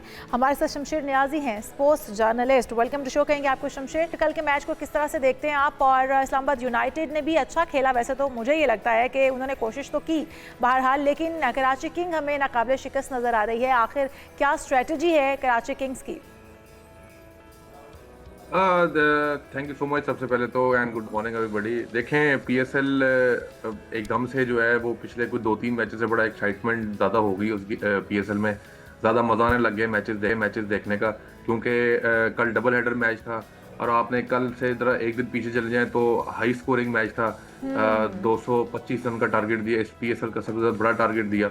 और इस टाइम सिर्फ जो कमी है पीएसएल में वो सिर्फ अवाम की है। ये वो अवाम जो स्टेडियम बैठ के अगर ये साहिबजादा फरहान की सेंचुरी देखती परसों स्टेडियम बैठ के, या कल जिस तरह जो है शादाब ने बैटिंग की है, कल जिस तरह सैम ब्लिंग ने बैटिंग किया, कल इवन के आजम खान ने जिस तरह की बैटिंग की है, तो ये चीजें जो अगर अवाम वहां बैठ के देखती तो उन प्लेयर्स को तो मजा ये तो आप ठीक कह रहे हैं शमशेर कि अवाम वहां पर बैठ के देखती, लेकिन सिर्फ पैदल वाले ही पहुंच पाते। जो फ्यूल के प्राइसेस हो चुकी हैं, मेरा नहीं ख्याल कि कोई अपनी बाइक या गाड़ी निकालने पे तैयार होगा। अब तो बिल्कुल ही नामुमकिन बात होगी जुनैद भाई, क्योंकि कल रात को जो पेट्रोल की प्राइस इन्होंने राइज की है उसके बाद तो अवाम बड़ा नामुमकिन सा लगने लगा कि अवाम इवन के यहाँ अपने गली मोहल्ले में भी कल मतलब गाड़ी मोटरसाइकिल पे जा सकती होगी। आप ये बात कर रहे हैं शमशेर, जुनैद आजकल साइकिल पर आते हैं ऑफिस और आप ये आलम देखें। मैं तो इसलिए और मैं पीछे बैठ के आती हूँ साइकिल, स्मार्टनेस भी बरकरार रहेगी। लेकिन आपकी स्मार्टनेस बैठने से नहीं हाल होनी। नहीं अच्छी बात है, साइकिल पे आना चाहिए, जरा फिटनेस भी ठीक रहेगी और जरा ये है कि जरा पेट्रोल शेट्रोल भी कम लगेगा। बट देन अगेन अवाम पे काफी बोझ है इस चीज को लेके।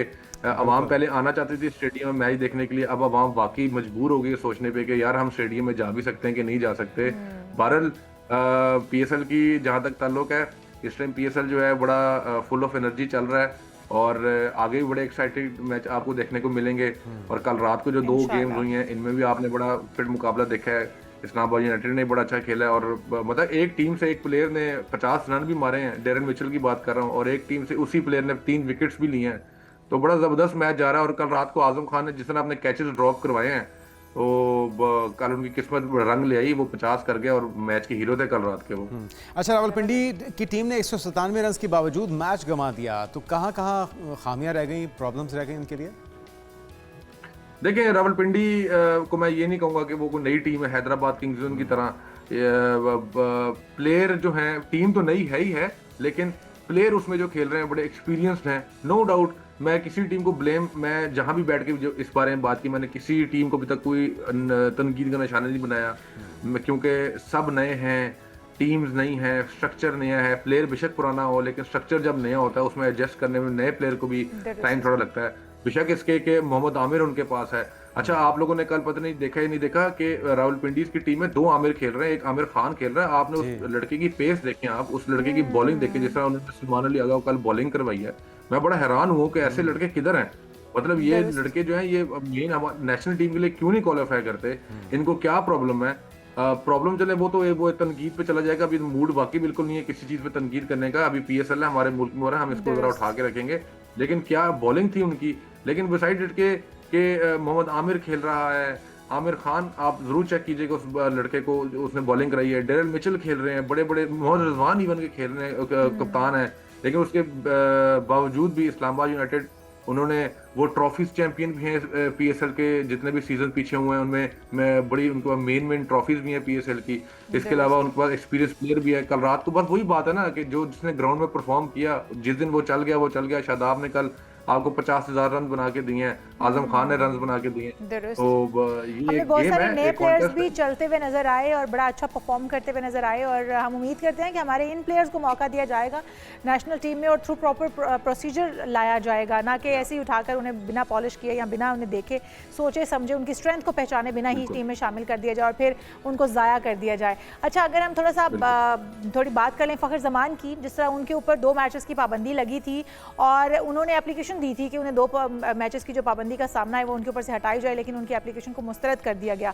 क्या समझते हैं कितना बड़ा एक धचका है लाहौर कलंदर्स के लिए फ़खर जमान का ना होना और फ़खर जमान की एप्लीकेशन का भी एक्सेप्ट ना होना? समझते हैं कि उनकी साख के ऊपर एक धचका तो साबित होगा?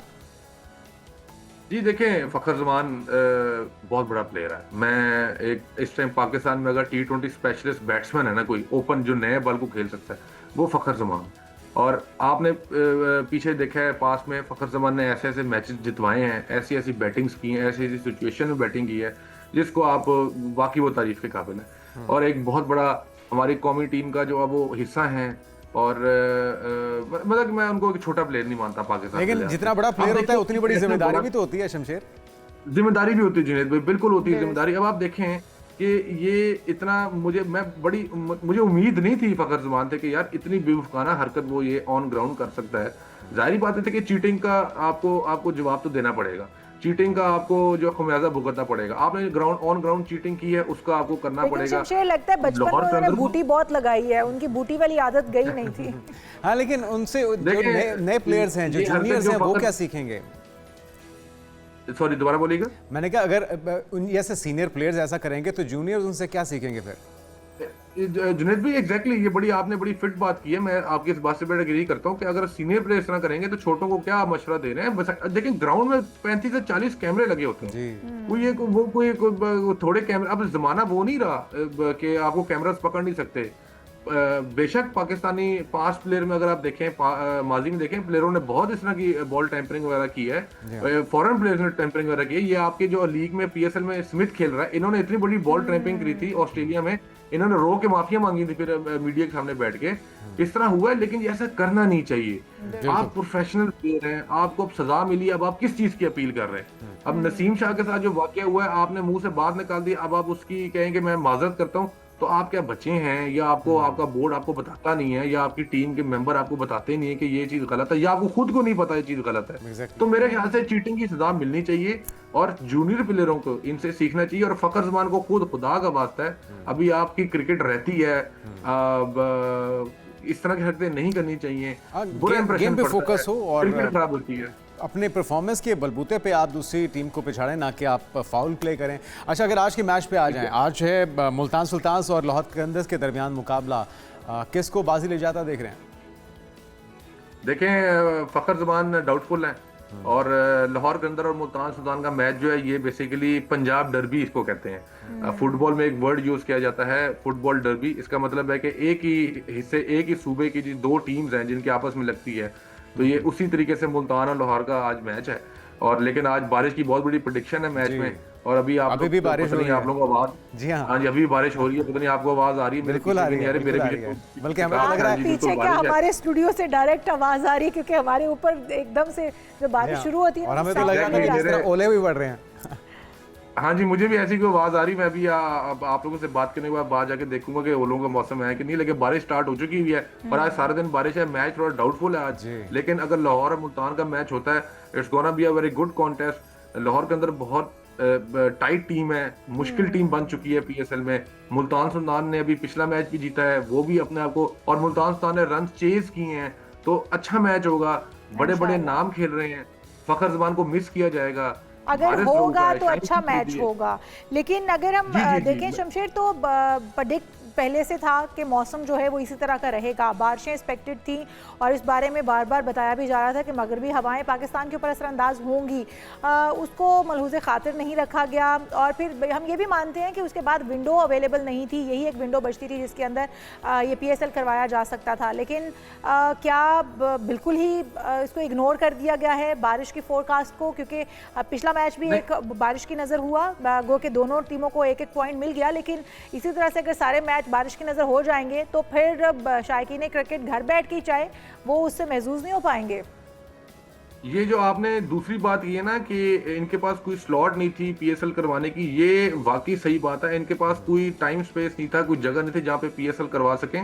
और ऑब्वियसली बात है, ये लोग इतने प्रोफेशनल्स हैं कि ये वेदर फोरकास्ट देखते हैं कोई टूर्नामेंट करवाने से पहले, but then again nature call जो होती है वो नेचर कॉल भी है और क्लाइमेट चेंज भी है। और जिस तरह सडनली वेदर पैटर्न्स चेंज हो रहे हैं, शायद उस वक्त इतनी स्वेरिटी का अंदाजा ना हो, जिस वजह से मैचेस रखे गए हैं। लेकिन जुनैद, एक और चीज़ भी है ना, इतने पैसे लगा दिए हमने स्टेडियम पर, लेकिन स्टेडियम को बारिश से महफूज रखने के लिए हम कुछ नहीं कर पाए हैं। तो हमारे पास ये तरीक़ाकार भी तो मौजूद होने चाहिए थे कि हम बारिश से महफूज रखें। आपकी तजवीज़ मोहसिन नकवी साहब तक पहुँच गई। उम्मीद है कि वो अगली बार या तो तंबू लगवा देंगे या फिर नया स्टेडियम बनाएंगे। देखिए जुनैद, ड्राई करने का एक प्रॉपर कवर हुआ कर दिया जाता है, सके ऑल्टरनेटिव होने चाहिए। उम्मीद करते हैं कि इसके ऊपर काम किया जा सकेगा। Thank you so much Shamsher Niazi हमारे साथ मौजूद थे, और हम उम्मीद करते हैं कि अगर आज का मैच हुआ तो बहुत ही ज़बरदस्त, लेकिन तवक्कुआत हैं कि बारिश जो है वो रंग में भंग डाल सकती है। बिल्कुल जी, रंग में भंग डालना शुरू कर चुकी है। तो हम यहाँ पर एक ब्रेक शामिल करेंगे, आप कहीं मत जाएगा, दीगर हम इश्यूज होंगे इस ब्रेक के बाद से विदा। प्रोग्राम में नाज़रीन एक बार फिर से आपको खुशामदीद कहते हैं और अभी हम बात करेंगे, हम में से अक्सर लोग कभी ना कभी किसी मामूली मसले को जहन में बढ़ा चढ़ा कर सोचने लगते हैं, यानी कि ओवर थिंकिंग करना शुरू कर देते हैं। लेकिन जब यही आदत मुस्तकिल शक्ल इख्तियार करती है तो इसको कैटास्ट्रोफाइजिंग कहा जाता है, यानी कि आपकी कैफियत ऐसी होती है कि आप किसी भी छोटी से छोटी बात को इंतहा तक पहुँचा देते हैं और आप समझते हैं कि ये तबाहकुन इसके नताइज होंगे या बदतरीन नताइज होंगे, उसके साथ आप जोड़ना शुरू कर देते हैं। और अगर आप बार बार ऐसा करते हैं ना तो फिर आप जहनी अमराज का शिकार हो जाते हैं, आप एंग्जाइटी का शिकार हो जाते हैं। बिल्कुल, और एक आम सी गलती को फ़ौरन ज़िंदगी बर्बाद हो गई समझ लेना या किसी मामूली जिस्मानी अलामत को संगीन बीमारी का इशारा मान लेना, या आपको अंदर ही अंदर डैमेज करना शुरू कर देता है। तो जितनी ये मुश्किल आपकी सोच बनाता है उतना ही मुश्किल इसका नाम भी है कैटास्ट्रोफाइजिंग। तो ये टर्म ये कहाँ से इसने जन्म लिया और इसके असरात क्या होते हैं, इसके अलामात क्या होती हैं, उससे बचा कैसे जाए, ये सारे सवाल हम रखते हैं। मलाइका तारिक साहब हमारी नफ्सियात हैं। मलाइका, आपको वेलकम कहेंगे पाकिस्तान मॉर्निंग में। ये जो टर्म है कैटास्ट्रोफाइजिंग, इसकी अलामात क्या होती हैं, ये किन एजेस में किन लोगों को ज़्यादा हिट करती है, पहले ये बताइएगा, फिर इस पे इसके हल की तरफ आते हैं।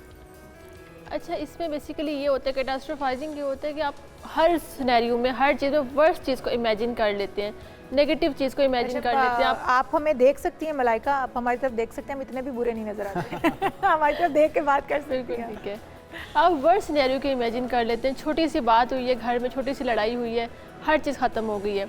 पेपर में एक छोटी सी मिस्टेक हो गई है, बच्चा सोचेगा मैं बिल्कुल फेल हो गया हूँ, मैं ज़िंदगी में कुछ कर नहीं सकता। और बहुत से बच्चे खुदकुशी की नौबत तक चले एग्जैक्टली। और आपको पता है रिसेंटली बहुत सारे केसेस भी ऐसे होते हैं, एक सिंगल इवेंट को वो इतना ज़्यादा सर पे सवार कर लेते हैं, हम कहते हैं कि ज़िंदगी तबाह हो गई, सब ख़त्म हो गया, अब कुछ नहीं बचा मेरी लाइफ में। तो बेसिकली इसको हम कैटास्ट्रोफाइजिंग कहते हैं। अगर हम एज की बात करें, कोई स्पेसिफिक एज ग्रुप नहीं है इसमें, मेल्स भी आते हैं, फीमेल्स आती हैं, बच्चे बूढ़े, हर एज के लोग ये करते हैं कैटास्ट्रोफाइजिंग। और मोस्टली मुझे लगता है कि 80% लोग इस चीज़ को करते हैं। अच्छा, एग्जैक्टली। ये रुझान ज़्यादा बढ़ गया आजकल? बहुत ज़्यादा बढ़ गया है। अब वो ड्यू टू कंपटीशन है, प्रेशर है, या फिर आप कहिए कि अब कंपैरिजन बहुत कर रहे हैं एक दूसरे से, उसमें बहुत ज़्यादा ये रुझान बढ़ गया है। सोशल मीडिया का दौर है, उस वजह से बहुत बढ़ रहा है ये रुझान। ठीक है। अच्छा, जिस तरह से अब बात भी करेंगे कि सोशल मीडिया के रुझान की वजह से भी बढ़ता है, और दूसरा फिर आपका कोई माजी का ऐसा एक्सपीरियंस रहा हो, आपको कोई ऐसी टेंशन या कोई ऐसी चीज़, आपका वाक़या कोई आपकी ज़िंदगी से गुजरा हो, तो वो भी क्या आपको टाइम बीइंग आपको डिस्टर्ब करता है, या आफ्टर लॉन्ग टर्म आपकी ज़िंदगी का एक हिस्सा गुजर गया है और फिर भी जाके आपको वो कहीं ट्रिगर कर सकता है, और ट्रिगर करने की वजूहत क्या हो सकती हैं, और फिर क्या थेरेपिस्ट के पास जाना चाहिए, साइकोलॉजिस्ट के पास जाना चाहिए, या मेडिकेशन, किस तरह से इसका इलाज मुमकिन है? अच्छा, फर्स्ट जो आपका क्वेश्चन ये था कि क्यों होता है। माजी में अगर देखें, एक बच्चा है, उसको पेरेंट्स ने बड़ा दबा के रखा है, उसकी छोटी सी मिस्टेक पे उसको डांट दिया कि आपने ये क्या कर दिया, क्यों कर दिया, तो उसके अंदर कॉन्फिडेंस डाउन हो जाता है, उसको हर चीज़ में नेगेटिव नज़र आता है, उसको लगता है मेरे से मिस्टेक होगी और सब ख़त्म हो जाएगा। अब किसी का माजी ऐसा रहा है कि कोई फैमिली उसकी ऐसी रही है, ज़्यादा बॉन्डिंग अच्छी नहीं है फैमिली की, वो शेयर नहीं कर सका किसी से, तो अपने अंदर ही अंदर बहुत ज़्यादा उसका प्रेशर होता है, उसको ओवर थिंकिंग होती है, सोचें बहुत ज़्यादा आती हैं और वर्ड सोचें आती हैं। देखिए, एक बंदे ने अच्छी लाइफ देखी नहीं है, पॉजिटिविटी कहीं देखी नहीं है, तो उससे क्या होगा, उसकी लाइफ इतनी ज़्यादा उसको नेगेटिव लगेगी। छोटी सी बात भी अब वो किसी से शेयर नहीं कर रहा, तो खुद ही सोचते वो एक ऐसा वर्स्ट सिनेरियो बना लेगा कि लाइफ ख़त्म है बस अब। तो ऐसे लोगों को इससे निकालने का तरीक़ाकार भी तो होगा। बिल्कुल होता है तरीक़ेकार। ट्रॉमास गुजरे हों, कुछ शॉक्स ऐसे गुजरे हों, कुछ ऐसे वाक़यात गुजरे हों, तो उनको किस तरह से वापस रिहैबिलिटेशन सेंटर या फिर अच्छा, इसमें ये होता है कि पर्सनली वो खुद से भी इस चीज़ से निकल सकता है, क्योंकि अगर हम नॉर्मली ओवर थिंकिंग कर रहे हैं, या कोई भी पर्सन ओवर थिंकिंग करता है, वो क्या करता है, घंटों बैठा ओवर थिंकिंग कर रहा है, सोच रहा है उसी चीज़ को। अब हमें सबसे पहले तो चाहिए कि अगर आपको ओवर थिंकिंग हो रही है, किसी चीज़ के बारे में सोच आ रही है, तो अपने माइंड को फ़ौरन से डिस्ट्रैक्ट कर लें, उस जगह से उठ जाएं, थोड़ा सा बाहर जाएं, माहौल अपना चेंज करें, कि जैसे आप माहौल चेंज करते हैं ना, आपकी सोचें चेंज होना शुरू हो जाती हैं। ठीक है। दूसरा, थोड़ा सा रिलैक्सेशन एक्सरसाइज प्रैक्टिस करें, जैसे डेली की रूटीन बना लें, आप बाहर जाएँ, वॉक करें, डीप ब्रीथ करें, ठीक है, कम्युनिकेट करें अपनी फीलिंग्स को। जब आप कम्युनिकेशन करते हैं ना, अगला बंदा आपको अपनी राय बताता है, तो आपकी सोचें चेंज होना शुरू हो जाती हैं। थर्ड थिंग ये है कि अगर आपने कहा थेरेपी की तरफ आना चाहिए, आपको लग रहा है खुद से आपसे कंट्रोल नहीं हो रहा, आपके पास कोई ऐसा बंदा भी नहीं है, आप बहुत ज़्यादा स्ट्रेस में आ रहे हैं, क्योंकि देखिए ओवर थिंकिंग आपको कहाँ लेके जाती है, डिप्रेशन की तरफ, एंजाइटी की तरफ, स्ट्रेस की तरफ। और यही वजह है कि आजकल डिप्रेशन एंजाइटी के केसेस बहुत बढ़ गए हैं, सुसाइडल रेट बढ़ गए। तो जब आपको लग रहा है आपसे खुद से हैंडल नहीं हो रही, तब आपको किसी थेरेपिस्ट के पास जाना चाहिए। और दूसरी बात ये कि मेडिसिन की इतनी नीड नहीं होती, मेडिसिन की कुछ केसेस में होती भी है नीड, लेकिन ज़्यादातर नीड नहीं होती। आप थेरेपिस्ट से बात करते हैं, वो आपकी सोचों को देखता है कि कहाँ पे आप गलतियाँ कर रहे हैं, कहाँ पे आप ज़्यादा ही ओवर थिंकिंग कर रहे हैं। फारिग रहना इसकी कितनी बड़ी वजह बन सकता है, क्योंकि हमने बड़ों से ये कहते हुए सुना है कि फारिग दिमाग शैतान का कारखाना होता है। शैतान का, ठीक है, तो अपने आप को कहीं ना कहीं ऑक्यूपाई रखें, बिजी रखें किसी एक्टिविटी में, ताकि आपको नेगेटिव ख्यालात को सोचने का वक्त ही ना मिले। वक्त ही ना मिले, बहुत ज़्यादा है कि आप कामों में लगे रहें। ठीक है, आप ये कि अपनी रूटीन में चीज़ें करते रहें, एडअप करते रहें, एक बैलेंस रूटीन बना लें कि अब मैंने ये करना है, ये करना है, तो आपके पास इतना टाइम ही नहीं बचेगा कि आप कैटास्ट्रोफाइजिंग करें या फिर ओवर थिंकिंग करें, कोई वर्स्ट सिनेरियो को बैठ के इमेजिन करें। तो अपने रूटीन को बिजी रखें जितना हो सके। अगर आपकी लाइफ में कोई ऐसा बिजी काम नहीं भी है, आप जिम ज्वाइन कर लें। ठीक है, उसमें यह है कि आप कोई लर्न करें, कोई नई चीज़ें, कोई न्यू स्किल्स को लर्न करें, उससे आपका दिमाग वैसे भी बिजी रहेगा और नई चीज़ें लर्न करने में हम वैसे भी अच्छा महसूस करते हैं। अच्छा, इस तरह तो फिर शैतान फारिग हो जाएगा, उसका कारखाना भी बंद हो जाएगा। आप लोगों की जो तरकीब है बिल्कुल ऐसे। तो आप चाहती हैं कि वो किसी ना किसी काम में मसरूफ रहे। बिल्कुल, शैतान को भी बिजी रखना ज़रूरी है। अच्छा, अगर जिस तरह आपने भी कहा कि थेरेपिस्ट से रुजू करना चाहिए या खुद ही पहले तो अपनी काउंसलिंग करने की कोशिश बिल्कुल। तो अगर हमारे इर्द गिर्द कोई ऐसा शख्स मौजूद है जो कि इसका शिकार हो रहा है, तो हम उसको किस तरह से जज किस तरह से करेंगे, अलामात उसकी क्या है, हमें किस तरह से इंडिकेट हो जाएगा कि ये बच्चा या ये बड़ा कोई हमारा अपना इस चीज़ का शिकार है? क्योंकि सुसाइडल अटैम्प्ट जब हो जाती है ना, तब पता चलता है कि ये परेशान था, या फिर ये परेशान था, या फिर ये एंग्जाइटी का शिकार था। उससे पहले क्या ऐसी हमें चीज़ें नज़र आनी चाहिए, उसमें नज़र आ रही हैं तो फ़ौरन से पहले हम थेरेपिस्ट या खुद उसकी काउंसलिंग शुरू कर दें? अब देखिए, आपके पास एक पर्सन है, उसमें आपको लग रहा है कि वो हर टाइम बैठ के सोच रहा है। ठीक है, वो गुमसुम रहता है अपनी दुनिया में, उसका ध्यान नहीं किसी चीज़ में, छोटी सी बात वो इतना ज़्यादा ट्रिगर हो जाता है। अचानक से हम देखते हैं उसके हाथ पाँव कांपना शुरू हो जाते हैं, सांस उसका फूलना शुरू हो जाता है। किसी ने आके उसको थोड़ा सा कुछ कह दिया, वो कहेगा नहीं नहीं अब तो सब खत्म हो गया, मेरे पास कुछ नहीं बचा। अगर वो नेगेटिवली कंटिन्यूस बातें कर रहा है एक लंबे अरसे तक, तो उसके मूड में चेंजेस आ रही हैं, उसकी रूटीन में चेंजेस आ रही हैं। आदत का शिकार भी हो सकता है, ड्रग्स एडिक्शन में जा सकता है। एक्जैक्टली, ड्रग एडिक्शन की तरफ या फिर दूसरी तरह के बिहेवियरल एडिक्शन की तरफ भी वो जा सकता है। अब वो क्यों करते हैं? इससे बचाव के लिए करता है कि ओवर थिंकिंग से मैं नशा कर लेता हूँ, ठीक है, तो मुझे ये सोचे कम आएंगी, क्योंकि ज़ाहिर बात है ड्रग एडिक्शन से आपका ब्रेन सुन्न हो जाता है, आपकी लाइफ भी हर उससे भी तबाह हो जाती है। तो उसका बेहतर हल ये है कि आप उसको जज करें, आपका जो फ्रेंड है, फैमिली मेम्बर है, और उसको प्रॉपर ट्रीटमेंट की तरफ या फिर उस प्रॉपरली खुद उसको डील करें। ठीक है।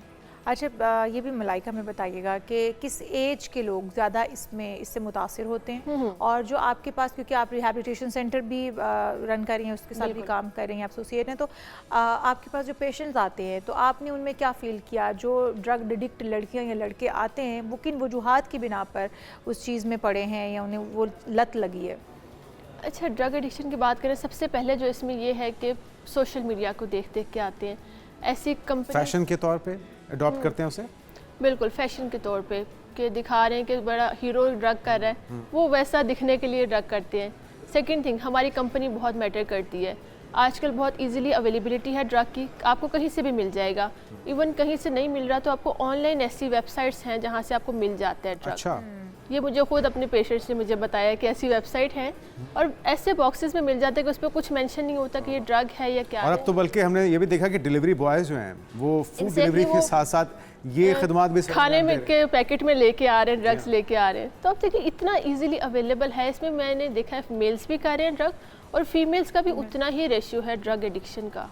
ठीक है, तो अभी इसका फिर इलाज आपने बताया कि थेरेपीज़ के ज़रिए मुमकिन है, घर पे खुद भी मुमकिन है। तो कितने अरसे में अगर आप इसके इलाज की तरफ जाते हैं या थेरेपीज़ की तरफ जाते हैं या काउंसलिंग की तरफ जाते हैं, तो आपको रिकवरी मुमकिन हो पाती है और आप एक नॉर्मल ज़िंदगी गुजार सकते हैं? अच्छा, इसमें डिपेंड करता है कि आपके सपोर्ट सिस्टम कैसा है, मतलब आपका फैमिली कैसी है, ठीक है। दूसरा ये कि आप खुद कितना विलिंग है चेंज करने के लिए। अब एक सबसे ज़्यादा तो विल पावर इसके लिए मैटर करती है। हाँ, अब एक पर्सन की 1 साल थेरेपी हो रही है, वो खुद ही अपने आप को चेंज नहीं करना चाह रहा। थेरेपिस्ट उसको बताता है आपने ये एक्सरसाइज करनी है, आपने वॉक करनी है, आपने ये करना है, बट वो कह रहा है मेरा दिल ही नहीं कर रहा कुछ भी करने का, मैं करना ही नहीं चाहता, मैं चेंज होना ही नहीं चाहता। तो ऐसा बंदा तो चेंज नहीं होगा। तो इसमें अगर आपकी विल पावर है तो आप बहुत जल्दी रिकवर कर जाते हैं। नो डाउट, नो मैटर आप किस एज ग्रुप से हैं, किस जेंडर से हैं, बहुत जल्दी रिकवर कर जाएंगे। और किस एज के लोगों को ये कैटास्ट्रोफाइजिंग होता है बेसिकली? अच्छा, मैंने जो अपने नोटिस किया है, ज़्यादा टीनेजर्स जो होते हैं या फिर ऐसे लोग जिनके हार्मोन्स बहुत ज़्यादा एक्टिव होते हैं, जो ज़्यादा कंपटीशंस में जाना चाह रहे होते हैं, बहुत एक्टिवली वर्क कर रहे होते हैं चीज़ों पे, उनमें ये बहुत ज़्यादा मैंने देखा है कि उनको फ्यूचर के रिलेटेड बड़ी एंजाइटी होती है, फ्यूचर के रिलेटेड बर्ड सिनेरियोज़ को भी इमेजिन कर रहे होते हैं। मेरा जो पर्सनल एक्सपीरियंस ये कि मतलब जब आप ग्रोइंग एज में ज़्यादा होते हैं ना, तब आपको ये फीलिंग ज़्यादा आ रही होती है, क्योंकि ऑब्वियसली आपके थॉट बड़ी कंटिन्यूस होती हैं, आपको मल्टीपल आइडियाज़ आ रहे होते हैं, आप बड़े प्लान्स कर रहे होते हैं। तो जब जिस एज में आप ज़्यादा प्लान्स कर रहे होते हैं तो ज़्यादा ओवर थिंकिंग भी उसी एज में होती है। तो ये जो 2-3 चीज़ें हैं, कैटास्ट्रोफाइजिंग है, एंजाइटी है, डिप्रेशन है, ये एक ही चीज़ के मुख्तलिफ नाम है या मुख्तलिफ फॉर्म्स हैं, इसमें नहीं। कुछ मुश्तरक है? नहीं, कैटास्ट्रोफाइजिंग अगर हम कहें, वो कहते हैं हम इमेजिनेशन करते हैं वर्स्ट सिनेरियो को, मेरे साथ बुरा ये हो जाएगा। ये एंजाइटी और डिप्रेशन की तरफ लेके जाता है। अब एक बंदा ये आगाज़, पहला स्टेप ये है। पहला स्टेप ये है, ओवर थिंकिंग आप कर रहे हैं, बढ़ती बढ़ती ओवर थिंकिंग आपकी इतनी ज़्यादा हो गई है, मतलब वर्ष आप सोचते जा रहे हैं बुरे से बुरा, आपको पैनिक अटैक आना शुरू हो गया, आपका दिल घबराना शुरू हो गया, बेचैनी रहना शुरू हो गई है, आप इतना ज़्यादा तंग आ गए अपनी ज़िंदगी से कि बस ख़त्म कर दूँ, डिप्रेशन की तरफ आप चले गए। जाहिर बात है ना, अब एक इतना ज़्यादा नेगेटिव सोच के क्या होगा एंड पे, कि बस मैं तंग आ गया अपनी ज़िंदगी से, इसको ख़त्म करते शायद सुकून हो जाए मुझे। और इसका lastly, thank you so much Malaika Tariq साहब हमारे साथ मौजूद थी, बहुत से तरीके उन्होंने बताया। लास्टली एक मेरी भी एडवाइस है, अल्लाह ताला से रुजू कीजिए, नमाज को अपनाइए और उससे भी आपको काफ़ी रिलीफ मिलेगा, काफ़ी सुकून मिलेगा। तो अपनी डायरेक्शन सही होनी चाहिए, क्योंकि सोशल मीडिया पे इशाल बड़ा टफ है उन सारी चीज़ों, उनके साथ कंपैरिजन करना, उस तेज़ी के अंदर ख़ुद को नॉर्मलाइज रखना। यकीनी तौर पे इससे निकलने के लिए आपको अपने प्यारों की ज़रूरत होगी और नमाज की ज़रूरत होगी। बिल्कुल, और नमाज के साथ साथ अगर आप वॉक और हेल्थी एक्टिविटी शुरू कर दें और अल्लाह की जो निशानियां हैं उनको देखना शुरू कर दें, अल्लाह ताला की जो तख्लीक की भी बड़ी खूबसूरत दुनिया है उसको एंजॉय करना शुरू कर दें, तो मेरे ख्याल में आप इन बहुत सारी चीज़ों से दूर हो जाएंगे, बहुत सारी चीज़ों से बच जाएंगे। आगे बढ़ते हैं और अभी आपको बताएंगे पाकिस्तान में पॉप म्यूज़िक की बानी और सुरीली आवाज़ की मलका नाजिया हसन की आज यौम पैदाइश मनाया जा रहा है। और सदारती अवार्ड याफ्ता थी नाजिया हसन। 3 अप्रैल 1965 को कराची में पैदा हुई और फिर उन्होंने अपने बचपन कराची और लंदन की तालीमी इदारों में गुजारा।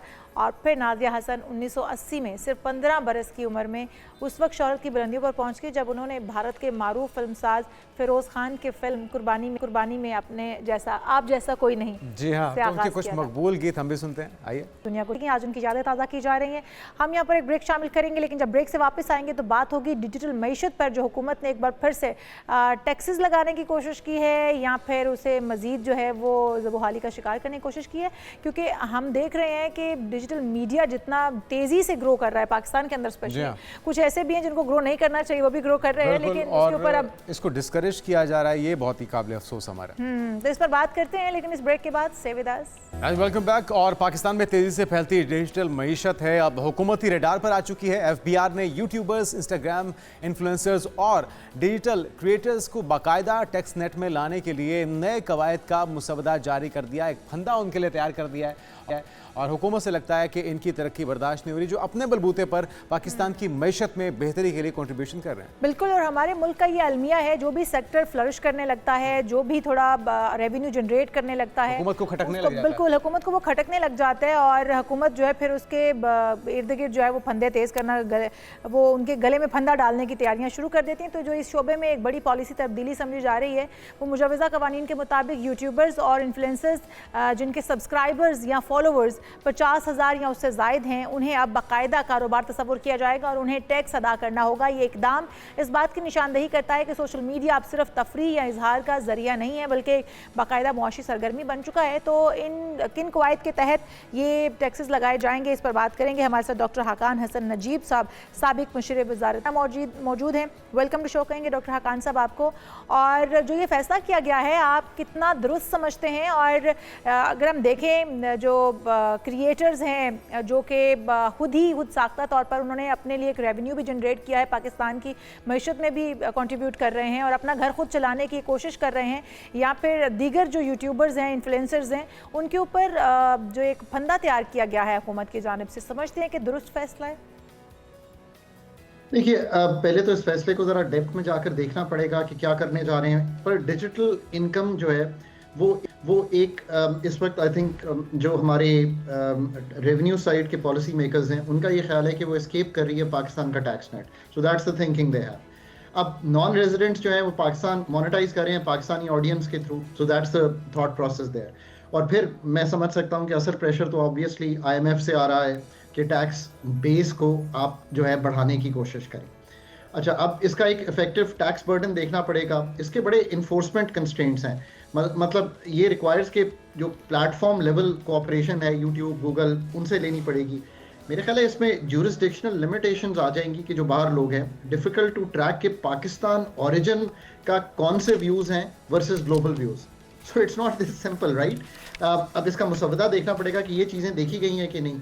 अच्छा, जो ये जियो ब्लॉकिंग पाकिस्तान ऑडियंस है, ये डिजिटल सॉफ्टवेयर जो है और इंफॉर्मेशन फ्लो है इसको स्लो करना, I am not sure, but tax fairness के लिहाज से इनकम क्रिएट हो रही है, उसको कंपेटिटिवनेस कितना खराब कर रही है अगर हम इसको जाके टैक्स करें। I think that's the thing that we have to see. अच्छा, एक बट मेरे ख्याल में इसमें बड़ी ठीक है डॉक्टर साहब, इसके काबिल अमल एडमिनिस्ट्रेटिव कॉम्प्लेक्सिटी है। जी जी, ये जो चीज़ है ये काबिल अमल होगी, क्योंकि बहुत से ऐसे कंटेंट क्रिएटर्स हैं, यूट्यूबर्स हैं, इन्फ्लुएंसर्स हैं जो पाकिस्तान से बाहर बैठकर यहाँ की ऑडियंस को ऑक्यूपाई करते हैं या उनके लिए कंटेंट बनाते हैं। तो उनको किस तरह से इंगेज किया जाएगा? फिर ये जितने भी सोशल मीडिया प्लेटफॉर्म्स हैं इनके साथ कोऑर्डिनेशन, क्या ये इनको एक्सेस देंगे, डाटा देंगे जो इनको रिक्वायर्ड है गवर्नमेंट को? ये प्रैक्टिकल होगा या नहीं होगा? इसमें कितना वक्त लग सकता है? तो ये एडमिनिस्ट्रेटिवली बड़ी कॉम्प्लेक्स सी चीज़ है राइट। इसका एक हाई कंप्लायंस बर्डन होगा ऑन द रेवेन्यू अथॉरिटीज, एक बात। दूसरी बात ये कि आप यूजर्स को, व्यूज को और कंटेंट फ्रीक्वेंसी को कैसे ट्रैक करते रहेंगे, इसको सोचना पड़ेगा। ये आप मॉनिटर करें cross border digital income flows को, that itself is very difficult to do. So I don't know कि ये कैसे सोचा गया है कि इसको सारे को कर लेंगे। और इससे जो डिजिटल इकोसिस्टम की एक्सपेंशन है वो जरूर थोड़ी सी हर्ट होगी। क्या देखते हैं इसमें, देखना ये पड़ेगा कि कितना कंटेंट है, कितना अमाउंट है। तो बहुत छोटा सा अमाउंट ये सारा बनता है, बिलियन रुपीस का, मुझे नहीं मालूम कि क्या बनता है। सो कॉस्ट ऑफ कैपिटल क्या लगती है, और ये सारी चीजें देखकर और इसका इम्पैक्ट क्या आता है। अब ये इफेक्ट कौन हो रहा है, थोड़ा सा आई थिंक यूएस, यूके और कनाडा में से ज्यादा ये काम किया जा रहा होगा अगर मैं वैसे सोचूं, क्योंकि वो पॉलिटिकल, इकोनॉमिक कंटेंट और जिसे कहेंगे हाई विजिबिलिटी सेगमेंट यहाँ से आ रहा होगा। This is what I am thinking. So इसको देखना पड़ेगा कि डिजिटल प्रेजेंस के ये जो रूल्स हैं क्या ये OECD से अलाइंड हैं, because I work with OECD, so I know कि OECD ये रूल्स बनाता है, और ये लोअर हैं, सिंपलर हैं, क्या ये प्रिजम्पटिव रिजीम है, ये सब देखना पड़ेगा। और इससे कितनी टैक्स इसके अंदर ये भी डॉक्टर साहब कहा जा रहा है कि एक तो गैर मुल्की यूट्यूबर्स भी इस दायरे में आएंगे अगर वो पाकिस्तान से खातिर खा व्यूज़ या एंगेजमेंट हासिल कर पा रहे हैं, यानी डिजिटल दुनिया की भी सरहदें जो है वो अब टेक्सनेट में लाई जाएंगी। तो ये एक तो ये बड़ा पेचीदा मामला है कि किस तरह से, मतलब ये जिस तरह जुनैद भी कह रहे थे कि क्या बाकी ममालिक में जो बैठे हुए लोग हैं उनको इस रेडार सिस्टम में लाया जाएगा। और दूसरा जो कहा जा रहा है कि सह माही बुनियादों पर एडवांस्ड इनकम टैक्स अदा करना होगा और अपनी आमदन को सालाना की बुनियादों पर आपको शो भी करना होगा, डिक्लेयर होनी चाहिए आपकी आमदन। तो ये किस तरह से मुमकिन है? इसकी तो हमें खुद कुछ समझ नहीं आ रही है, कुछ आप ही हमारी रहनुमाई कीजिएगा। तो वो ये कह रहे हैं कि आप एडवांस टैक्स, जिसको आप कहते हैं ना मैंडेटरी एडवांस टैक्स, जो है वो जमा कराएं और उसकी रिपोर्टिंग करें एक स्पेशल सेक्शन में जाकर, और उसको फिर देखकर हम आगे चलें कि आपने क्या किया।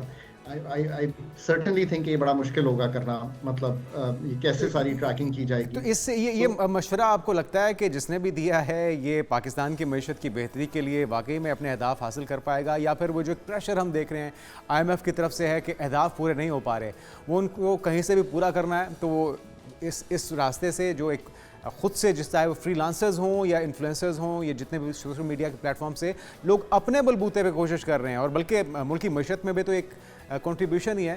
तो आपको लगता है कि ये कोई ज़्यादा दानिशमंदाना इकदाम नहीं होगा इस तरफ तवज्जो देना या अपनी एनर्जीज़ को ज़ाया करना? तो देखें, एक तो ये कि दिस इज़ ट्रूली एक ग्लोबल इशू है। OECD में इस पे बड़ा काम हुआ कि जो अमेरिका में ओरिजिनेट हो रहा है और यूरोप में यूज़ हो रहा है, ये सारा कैसे हैंडल किया जाए। सो एक तो ये इतना सादा चीज़ है नहीं है, इस पे कवानीन जो इंटरनेशनल एग्जिस्ट करते हैं उनको जाकर अलाइन करना पड़ेगा जो भी हम करने जा रहे हैं। That's my advice number 1। इसकी कंप्लायंस कॉस्ट देखनी पड़ेगी, दैट्स माय एडवाइस नंबर 2। इसमें से revenue generation and cost of revenue generation देखनी पड़ेगी, that's my advice number 3। And fourth कि इसका कंप्लायंस रिस्क क्या है वो जांचना पड़ेगा। इन सब चीज़ों को देखते हुए और ये देखना पड़ेगा कि इसको फौरी तौर पे किया जा सकता है। यहाँ एग्रीकल्चर इनकम टैक्स 24% है, पाकिस्तान हमारी इकोनॉमी का एग्रीकल्चर 78 साल से नहीं लगाया, 79th ईयर में IMF के कहने पे लगाया, फिर मौखर कर दिया। अब मुझे बताइए ना कि ये क्या स्टोरी है पाकिस्तान की। रिटेल और होलसेल हम उस पर इनकम टैक्स नहीं लगाना चाहते, बट जो 55,000 रुपया कमा रहा है, जो आपके सामने कैमरामैन खड़ा हुआ है, उसको कहते हैं कि तू अपनी 5,000 की सैलरी पे टैक्स दे।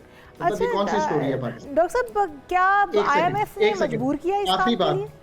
जी जी, आखिरी बात जो मेरा फेवरेट टॉपिक है और लोग इसको अभी भी, चूंकि ये दोबारा सरफेस कर गया है कि समहाउ कोई प्रॉपर्टी पे हमें छूट दे देनी चाहिए।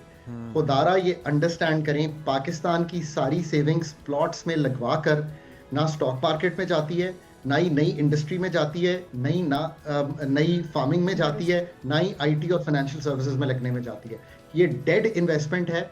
ये पाकिस्तान में जब हम लगाते हैं और उसकी कीमतें बढ़ती हैं तो आप गाड़ी खरीदते हैं, वो गाड़ी इंपोर्टेड होती है और आपका बैरूनी खसारा बढ़ता है। प्लीज इसको समझिए। इस पे कैपिटल गेन्स टैक्स सारी दुनिया ने लगाया हुआ है, प्रॉपरली इसको टैक्स कीजिए। आपने जो कहा कि IMF, देखिए इस वक्त जब आप फंड के प्रोग्राम में हैं और 610 अरब के शॉर्टफॉल में है पहले 9 माह में, ठीक, सो IMF के साथ रहना भी बहुत जरूरी है। पाकिस्तान को IMF के बगैर चलाना जो है वो डिस्टेबलाइज कर देगा। जो मैक्रो स्टेबिलिटी मुल्क में आ रही है वो IMF के प्रोग्राम और IMF की एंगेजमेंट की वजह से। But here's my take, get your best professional economists, because वहां से 11 प्रोफेशनल इकोनॉमिस्ट आते हैं जो अपने काम के माहिर हैं। Make your model, do your research, make your memorandum of economic and financial policies, then go to the IMF and tell them कि ये काम अगले 3 साल में जो प्रोग्राम की करेंसी है उसमें किस तरह करना है। अच्छा, लेकिन डॉक्टर साहब, क्या IMF ने ओवरऑल टैक्स अहदाफ दिए हैं या फिर स्पेसिफिकली ये टैक्स लगाने के लिए कहा है और ये शराइत रखी हैं कि यूट्यूबर्स, इन्फ्लुएंसर्स या फिर जो सोशल मीडिया पर तमाम लोग हैं उन पर टैक्स लगाया जाए? थोड़ा सा अगर एलेबोरेट कर सके कि क्या ओवरऑल टैक्स बढ़ाने की या अहदाफ सेट किए गए हैं IMF की जानिब से या स्पेसिफिक इस शोबे के ऊपर लगाने के लिए कहा गया है? एक 13,000 फॉर एग्जांपल 900 का इस साल एक टैक्स का हदफ तय होता है। वो जब शॉर्टफॉल में जाता है तो फिर न्यू टैक्सेशन की, न्यू एरियाज की बातें होती हैं। IMF ज़रूर सजेस्ट करता है कि आप ये कर सकते हैं। वो इसलिए करता है कि आपके सामने 2 दुनिया के ट्रेंड फिस्कल इकोनॉमिस्ट बैठे हैं जिनका काम ही ये है कि वो पाकिस्तान को देख रहे हैं। उनके पीछे एक फिस्कल अफेयर्स डिवीजन है। ये बातें मुझे इसलिए पता है कि I always quote this, my wife is one of those people who does this for the world. So वो जब दुनिया के 25 ममालिक को बताती है कि क्या करना है तो ऑब्वियसली वो अपनी ऑर्गेनाइजेशन, जो इंटरनेशनल ऑर्गेनाइजेशन है, उसके थ्रू बता रही होती हैं कि आपको ये करना है, ये नहीं करना। अब ये तो अगर मैं पाकिस्तान से रिप्रेजेंट कर रहा हूँ तो मैं उनको बताऊं कि नहीं, मेरे ख्याल में इसका टैक्स कंप्लायंस ऐसे होगी और मैं इसकी जगह ये काम कर सकता हूँ, तो मुझे अपने इस्लाहात सामने रखने हैं। If I am better than my wife to do this, then I would be able to convince her what the right strategy for Pakistan is. But अगर वो ही इतना जबरदस्त मॉडल लेकर आ जाएंगी तो मैं नहीं कर पाऊंगा। This is ground reality. That is why developing world को जिनको भी मैं एडवाइस करता हूँ, this is my humble advice. Get your best professional fiscal monetary economists जो कि फंड से वो प्रोग्राम निगोशिएट कर सकें जो आपके मुल्क के कॉन्टेक्स्ट पे है, आप उसकी ओनरशिप लें और उसको इम्प्लीमेंट कर सकें और वो टैक्स ग्रोथ को रोक ना रहा हो, इन्वेस्टमेंट को रोक ना रहा हो, बल्कि पनपने दे रहा हो चीजों को आसान बनाकर। That's the theory. ठीक है। अच्छा, साथ में जी बात कीजिए। जी ठीक है। अच्छा, बिल्कुल ठीक है। अच्छा डॉक्टर साहब, एक और चीज़ ये भी इसमें हमने देखी है कि हर 1000 व्यूज़ पर कहा जा रहा है कि जो 195 रुपये आमदन इसे तस्वुर किया जाएगा। तो ये तो हम देखते हैं कि मुख्तलिफ नीश होती हैं, उसके अंदर कोई पॉलिटिकल बना रहा है, कोई इस्लामिक बना रहा है, कोई एंटरटेनमेंट, कोई म्यूज़िक पे काम कर रहा है और वो किस रीजन में देखी जा रही है उसकी आमदनी वेरी करती है उसके व्यूज़ के ऊपर और उसके कंटेंट के ऊपर। तो ये एक लमसम ये कह देना कि 1000 व्यूज़ पे 195 रुपये आमदनी तस्वुर की जाएगी, तो ये कॉन्सेप्ट भी तो गैर मंतकी है। क्या इसके ऊपर अगर आप इम्प्लीमेंट कर देंगे सभी के ऊपर एक ही फार्मूला, तो वो भी तो प्रैक्टिकल साबित नहीं हो सकता? तो ये तो देखना ही पड़ेगा ना कि वो जो 1000 व्यूज हैं वो उसके यूजर्स कौन है, वो पाकिस्तानी है कि नहीं। आई डोंट नो इसको ट्रैक करने के लिए तो आपको वापस और उसका पेबैक कितना कर रहा है यूट्यूब या कोई भी सोशल मीडिया प्लेटफॉर्म। जी, तो then you would have to go back to the YouTube people. मैं एक मिसाल दे रहा हूँ, या गूगल या जिधर भी ये हो रहा है। अच्छा, फिर मॉनिटर करना पड़ेगा कि cross border digital income flows क्या हो रहे हैं, मतलब ये भी देखना पड़ेगा ना कि वो क्या हो रहे हैं। तो इसकी ये बात दुरुस्त है कि इसकी जो कंप्लाइंस कॉस्ट है वो मतलब हाई है और ये लेस अट्रैक्टिव कर सकती है पाकिस्तान की डिजिटल मार्केट को। अच्छा, इसमें एक हाई फ्रिक्शन ज्यूरिसडिक्शनल इश्यूज आते हैं, क्योंकि मैंने OECD में ये काम OECD के लिए एक डिज़ाइन करने के लिए डिजिटल टैक्सेशन कैसे होगी, ये बहुत ही कॉम्प्लेक्स काम है। हम इसकी तरफ आगे बढ़ सकते हैं, मे बी इस पे एक पर्चा लिखकर निगोशिएट और देखना चाहिए था कि ये कैसे है। अच्छा, फिर लोकल और फॉरेन क्रिएटर्स को आप इक्वेट करना चाह रहे हैं, अब उनकी इनकम वहां पे कैसे टैक्स हो रही है ये भी देखना पड़ेगा ना, क्योंकि अगर कोई बंदा यूके में कर रहा है तो वहां पे भी टैक्स दे रहा है, तो उसके साथ हमारी टैक्सेशन स्ट्रैटेजी या टैक्सेशन ट्रीटी क्या है, सो उसको देखना पड़ेगा। आई मीन यू नो, अच्छा, फिर जो हम ये भी चाहते हैं कि जो पाकिस्तान का कंटेंट है कि पाकिस्तान के बारे में दुनिया देखे। I want Pakistan to be portrayed in a very good way. I want Pakistan to be on the social map of the world. I don't want कि ये ना हो। आगे ही जो समटाइम्स वेस्टर्न मीडिया है वो पाकिस्तान का गधा दिखा रहा होता है, पर ये नहीं दिखा रहा होता कि न्यूक्लियर पावर प्लांट्स भी हैं हमारे पास। वो पाकिस्तान का फूड स्ट्रीट जरूर दिखा रहा होता है, पर वो ये नहीं दिखा रहा होता कि there are many 5-star hotels which work in Pakistan as well. वो पाकिस्तान की वो किसान दिखा रहा होता है जो 12 एकड़ से नीचे है। मैं मान सकता हूँ उसकी प्रोडक्टिविटी नहीं है, पर जो हमारा प्रोग्रेसिव किसान है वो तो दुनिया की प्रोडक्टिविटी को मैच कर रहा है। So there is a picture also. हमारे जो नेबरिंग कंट्री हैं उनमें मैंने ये चीज देखी है कि वो अपने आप को उस तरह पोर्ट्रे कर देते हैं जैसे कि वो बहुत ही कोई मॉडर्नाइज्ड हैं, और पाकिस्तान जो है वो शायद कोई अभी स्टोन एज में रह रहा है। मतलब ये भी बात थ्रू नहीं है। 25 करोड़ की आवाम है, 23 साल से नीचे मीडियन एज है, और बहुत इंग्लिश स्पीकिंग बच्चे भी हैं जो कि बहुत सा अच्छा काम कर रहे हैं। So let's make sure. So अच्छा, अब ये बातें हमने कर ली ना, बात यह है कि जब हम टेबल पे बैठ के टैक्स के निज़ाम को देखते हैं तो ये सारी बातें हमें करनी चाहिए, और उसमें से एक नीश निकलती है टैक्सेशन की, वो भी करनी चाहिए, क्योंकि इक्विटी इन टैक्सेशन और कमाना, और वो जो 3 एरियाज में बार बार मेंशन करता रहता हूँ। और एक और बात करूँ, एनफोर्समेंट ना बहुत से एरियाज में वीक है। हम जो सेल्स टैक्स कलेक्ट करते हैं वो जमा नहीं कराते। ये हमारी पब्लिक भी तो ऐसी है ना। हमारी पब्लिक भी वैसी है, हमारी हुक्मरान भी उन पर तवज्जो नहीं देते हैं जो लोग टैक्स चोरी करते हैं, बल्कि नई नई इस्लाहात, नए नए प्लान्स और नए नए सेक्टर्स को जो है वो उनके ऊपर शिकंजा तंग करने की कोशिश की जाती है। बहुत शुक्रिया डॉक्टर हाकान हसन नजीब से मौजूद मौजूद थे। प्रोग्राम का वक्त भी खत्म हो चुका है और हम उम्मीद के अपने तमाम फैसलों पर नजरसानी करेंगे। मुशावरती जो है हुकूमत के, उनको भी थोड़ा सा ख्याल करना होगा कि आम के लिए आसानियां पैदा कीजिए और इनके लिए रोजगार के मौके पैदा कीजिए, ना कि जो अपनी कोशिश से रोजगार के जराए पैदा कर चुके हैं उन्हें डिस्करेज किया जाए। प्रोग्राम का वक्त खत्म हो चुका है, हमें दीजिए इजाजत। आपसे मुलाकात होगी मंडे को। अपना बहुत सारा ख्याल रखिएगा। अल्लाह हाफ़िज़।